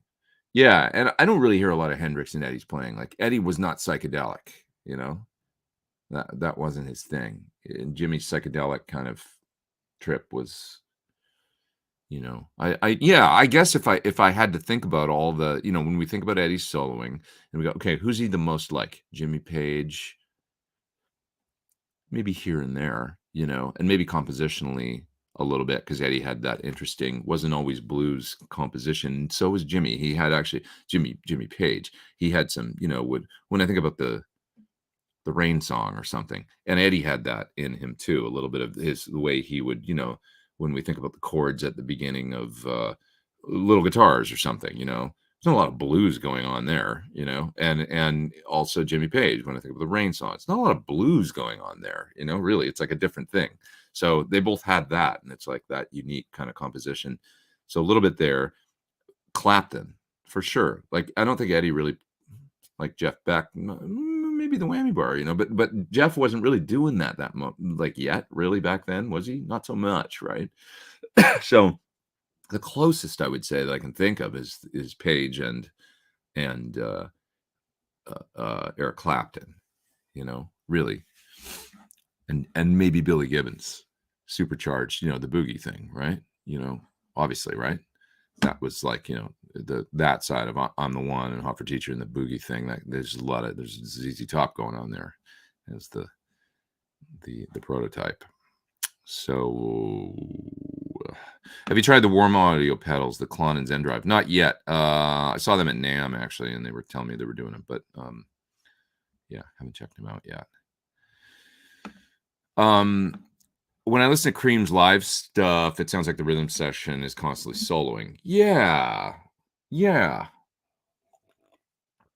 I mean, Hendrix, when it was, I think Mitch Mitchell, that could be said. That was his thing then, trio, and there was a lot of space, so they filled it, I guess. That's maybe my David Gilmour thing too, is that there's more space.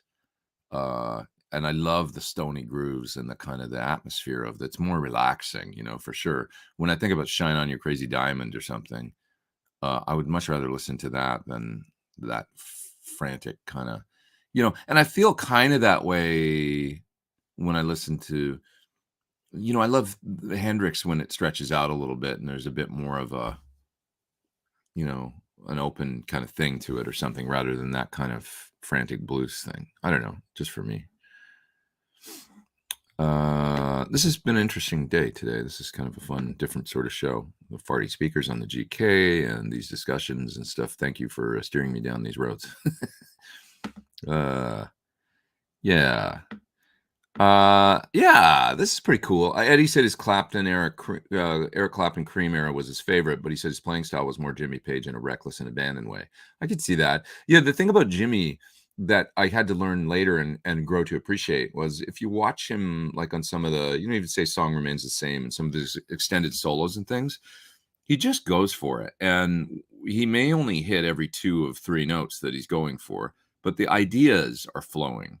And the sloppiness or whatever used to bother me a little bit. And then when I got older, I was like, I didn't care so much. And I went like, his ideas are just like, he maybe doesn't have the technical facility, but he's hearing the ideas and he's going for them anyway. And it's kind of awesome. Like, cause it's like, as I got older, I realized people aren't perfect.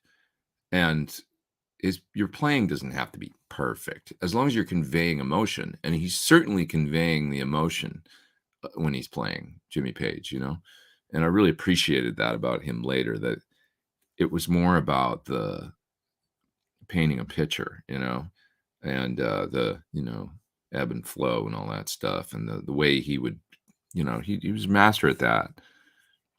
Had he been a technical genius, like really, really great, technically on the guitar, would it still be as moving, like, or not? I don't know, it's part of the sound sort of in a way. So have you tried James Tyler guitars? Thoughts? I haven't, man. I always, I appreciate them. And like, I was one of the guys that just the headstock would have bummed me out. I just couldn't get with the big Tyler headstock, but that doesn't mean anything about the quality of the guitar and how well it plays and stuff. I feel that way about a lot of different guitars. I mean, it's funny because some people don't like Sir's headstock. I'm fine with it, but it's probably because I also grew up loving the Kramer kind of, which is very, very similar. The kind of the whatever they call it, when Eddie switched to the Kramer headstock on his striped guitar, that was right around the time I got into Van Halen. It was probably 82, 83. That was my first. So that headstock was probably, always looked very natural to me on that sort of guitar because I saw it back then as a little kid, and I was like, that's cool. I just never really, the certain headstocks that, don't work for me, but other ones do. So, yeah. Okay. What else we got here? What else are you guys talking about? I'm way back in the chat, so I'll move down a little bit. So let me see here. Saw Schenker a couple weeks ago. He's amazing. That guy has a tone that's been consistent. He sure does. And he was technically brilliant back then in the 70s. There was a few guitar players like pre-Eddie that, and I guess Michael Uli, Uli was burning. I think Eddie got some of his faster kind of pattern, sort of modal licks from Uli, really, or at least hearing the possibilities, and then maybe doing. I could be wrong, but there's a little. When I see some of the things that Uli was doing, and then I think about some of the patterns and say, "I'm the one" or something, where he's playing the fast kind of 3-note per string stuff. There's a lot of similarities there. Yeah. Yeah. Regarding Gilmore, says Robert, I definitely loved his slow, precise phrasing and perfect note choices. Yeah, I mean, he said a lot through the guitar. Sometimes you can say a lot by saying less, like the note choice and picking the right. This is really cool. Don't pick your fingernails. Don't bite. That's disgusting. Should I just do that on the internet? Jesus, what's the matter with me? Colin says he's Scottish and he loves being a grumpy bastard. I'm Scottish and I love being a grumpy bastard. That was awful. Sorry. If it's not Scottish, it's crap. Right? I thought I was Scottish and I'm not. Got my DNA, report done, and I'm basically 99 point whatever percent from the greater London area and a little bit Ireland. It was very underwhelming. It was like, I mean, I'm cool with that. I'm a Brit, but I wanted there to be something in there. Something, Couldn't I have been like, 15% Native American or something? I don't know. Something. No. Had to be just broadly Northern European. Cream ran its course with me. Derek Trucks and Lukather move me these days. Yeah, Derek and Steve's amazing. Obviously, Derek is like a singer on the guitar in the same way to me that Chris Buck is. That's what I love about Chris. People that are like lead singers on the guitar with that phrasing. And Clapton had, great, but I don't know. Peter Green was the Brit. Yeah, he's underrated for sure. Great Brit blues player. It's funny, Brian Ray sent me a video recently of old Fleetwood Mac where he's playing. He goes, "This is where fast vibrato came from." He had a kind of a fast vibrato, but it was really good. Not a nervous sound, and there's a fine line. It was really interesting. We were talking about vibrato because we were playing the solo on Can't Get Enough, right? Let me find it for you. I want to show it to you because I have a video of it. And he's like, "Let's not do the fast vibrato." And I was like, "What do you mean?" And he's like, like that Peter Green, like, although it's really cool, let's do the, I've got a bunch of videos from the gig here, so it's probably one of these last ones. Let me see. No, it's all right now. It's all right now. It's all right now. Let's feel like making love.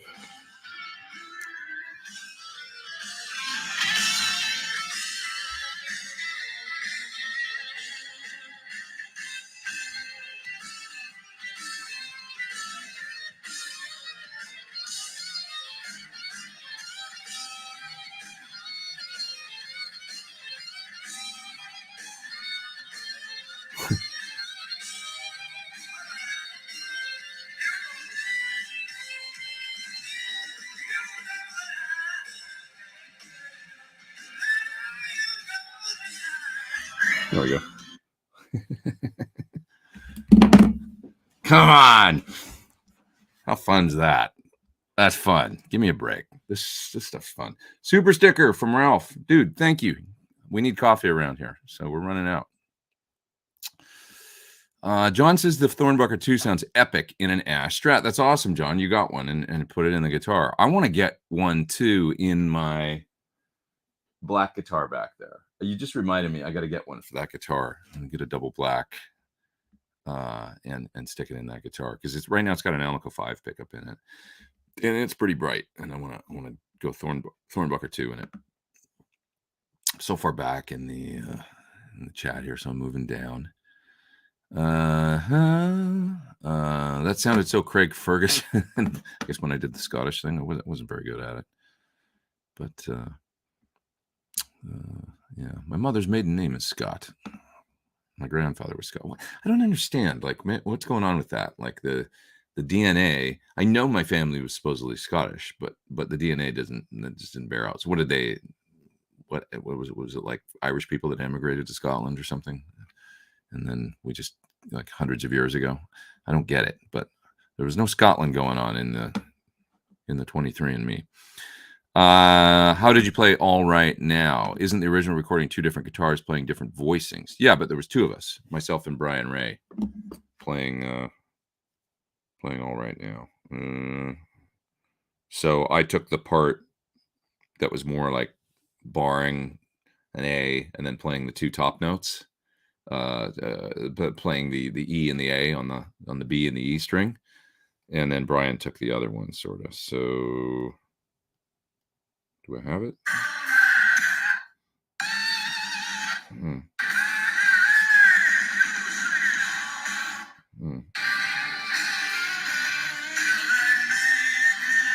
Let's feel like making up.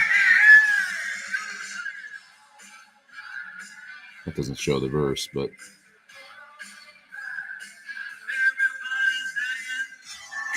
let's see if we play the verse in that video or not.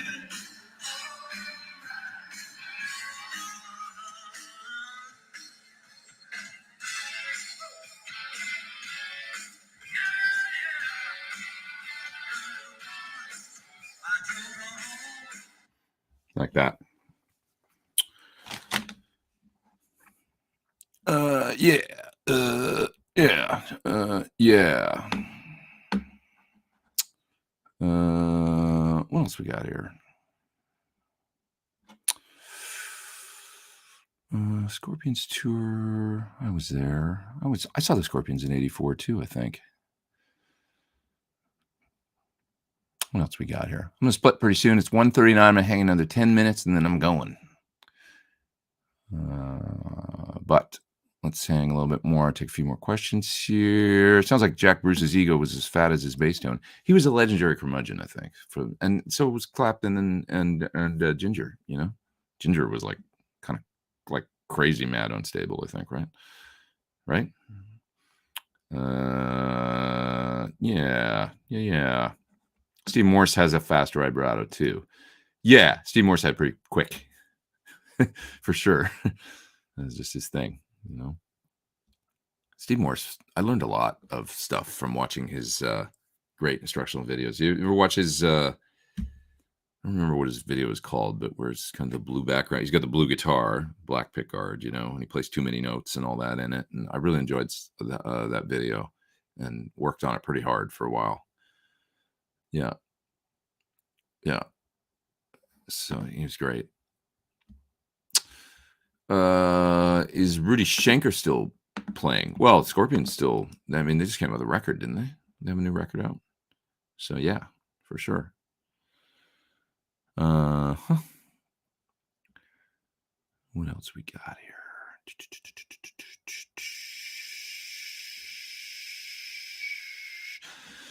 Marshall Rob says, I saw Triumph 3 times in the 70s when he had the 3 white Marshall stacks in his 1959 Carina V. Ooh, did he have a Carina V? I didn't know that. I just remember him playing like the hollow body Framus. Very unique. And what else didn't he use like an Ibanez or something, or that was like the double cutaway kind of Les Pauly one? I remember him with those. And then I remember with like Super Strats in the 80s, you know, something with a Floyd and everything.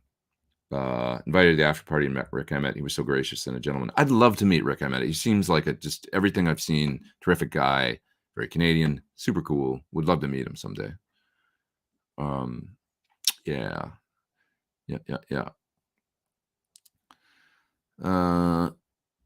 This is interesting. Chris says the Page slop is part of what gave them their huge live sound. You know, there's a thing to that. When you've got a drummer like Bonham, and I know a few guys that have that just magic. I mean, you can kind of play anything around them and it sounds good. You know, if you've got a drummer that's laying down this fat friggin' thing and a bass player as good as John Paul Jones, now you can kind of float on top and be ahead, behind, kind of like whatever. And it really lends itself to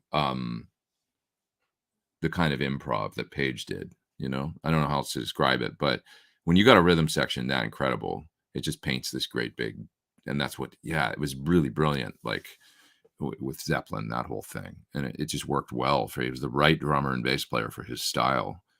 It's so good. You think about like when I think of No Quarter, oh God, like that.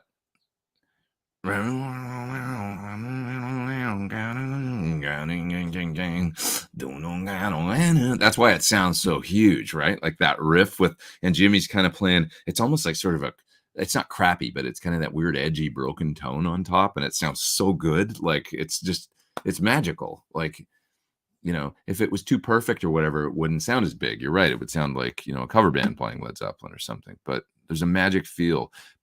When he plays in It Might Get Loud and he does Ramble On the Les Paul, and he's like in his like storage space or whatever, and he's playing, and he switches pickups and he does the part, and he's so friggin' cool. Like when he's doing that, it's like, I learned a lot just watching that, like about his approach and how it's just like, there's so much soul in it, and not perfect, so much soul, and that's people, not perfect, but we have souls, and it's like he just embodies, like he's got this great human thing in his playing, and he never seems to drop it. He never gets out of that. Like when he plays music, even if his guitar's out of tune or whatever, he just goes into that mode, and that's how Page plays guitar, and it's really magical. It's like there's never any hint of nerves going on, or like you don't sense that from us, even if it's not. Like, how do you do that? Like, how do you play with, like you said, Page slop? Like, how do you play that kind of like gooey kind of,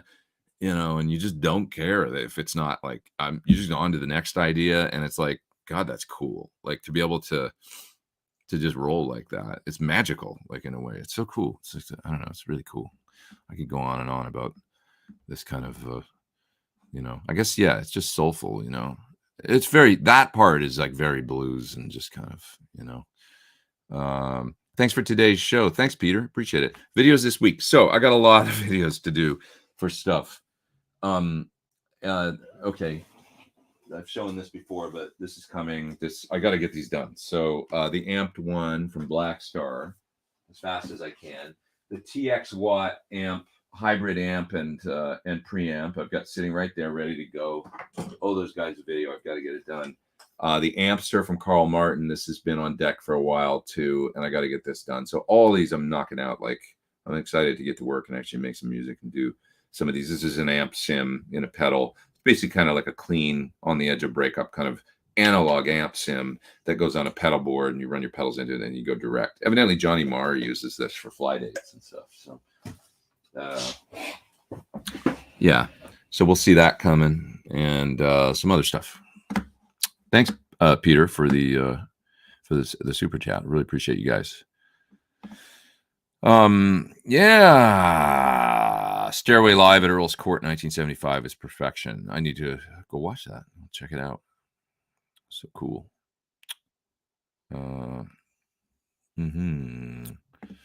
Yeah. Oh, no way. That's cool. Saw Danny Carey at the Baked Potato on Wednesday. They closed with No Quarter. Would love to have seen that. That's cool. Girl Gone Bad, very much like Alan Holdsworth. Yeah, kind of like a lot of the, those big stretches and stuff, and the great playing. How can Keith Moon be explained? That's part of that magic. That it's like, I don't know. We were talking about Keith Moon the other day because I guess Alice was like best friends with him, Alice Cooper. They used to hang out and party in the 70s, and it was pretty severe. So, yeah, good times. Keith Moon, man. Keith Moon's a little like Jimmy Page on the drums, just flowing. Yeah. Oh, I love Bonham's drumming on "Fool in the Rain." Totally, Bonham was. I mean, he's a total one of a kind. Very few people that can play like him, do his tunes and sound close, you know. I got to roll, Pete. Have an awesome afternoon, says Arthur. Take care, man. Great to have you here. Great to have you. And let's see what else we got here.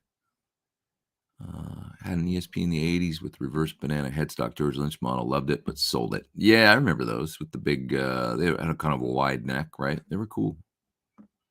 Yeah. Let's see. What else we got here? Scott says Nick Bocott is a super nice guy. Nick's a very nice guy. Really great guy. I just saw him a little while ago. He came to soundcheck for Five for Fighting gig, our very last show in Fort Wayne, Indiana. Actually, it was the second to last show, technically, because we went home and then did a fly out the next weekend to finish the tour. Yeah.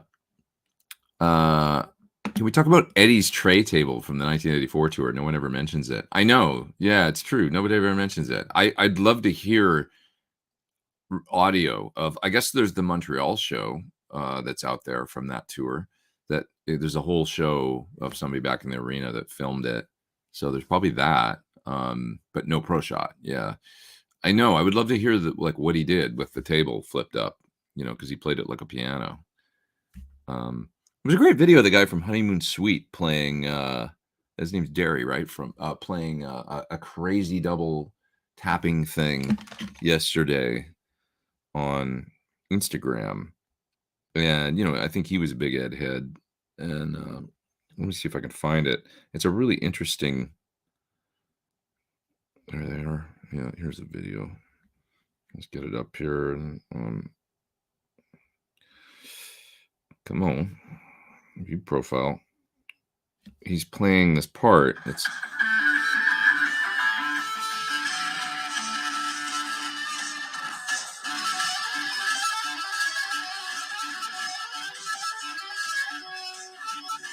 kind of interesting.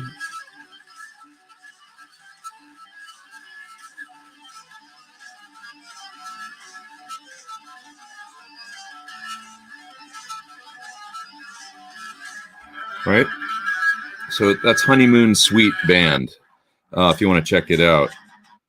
And that's Derry playing that from great Canadian band Honeymoon Suite, and you know that's interesting. But you just made me think about two hands over the neck kind of thing, and maybe it was something like that Ed did. I don't remember. I was at the show, but it was a long time ago, so I can't remember what it sounded like. The thing he did with the tray table. Yeah, that's the latest video on the Honeymoon Suite site. If you want to check it out, pretty neat. What else we got here?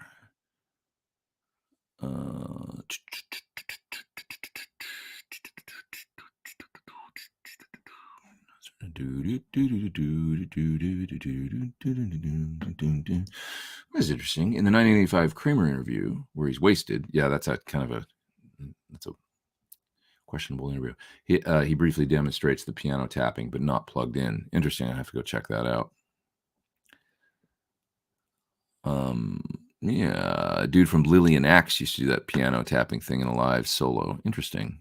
Yeah. Of course, Yvette kind of plays like that. Yvette Young, she's got that piano thing going on with her tapping. You know, it's very interesting to me. Yeah. Do you get it as into recording gear as you do guitar gear? Used to, kind of, says Lamar Brewster. I used to. Little more interested in it back. Like now, I'm kind of like, you know what? I got a couple API pre's. My favorite plugins for compressors. I'm good. Like I sort of don't. Some people are like, "Oh, I got to get this vintage mic, and I got to get this thing," and I go, I don't really care anymore. I feel like with the stuff I have, I can basically the good stuff that I have, I can do exactly what I want to do. Sort of interested in trying different mics on guitar cabs and stuff, but I'm not as into it as I am guitar amps and cabs and stuff. I feel like when I see guys like Greg Wells, who's a great, you know, mixer, engineer, producer, say that he's gone all UA now. Like he can just he's got all the gear, he's got all the mics, he's got all the compressors and the pre's, and he's like, you know what? I did some tests, and I feel like I'm getting everything out of my UA using the virtual preamps. And he's like, I'm not missing anything, like using this stuff, using virtual Neves and the compressors and the plugins that are available and stuff. He's like, sounds great. This is fantastic. I like working like this. I'm like, okay, I have all that stuff, so I can do that too and be happy.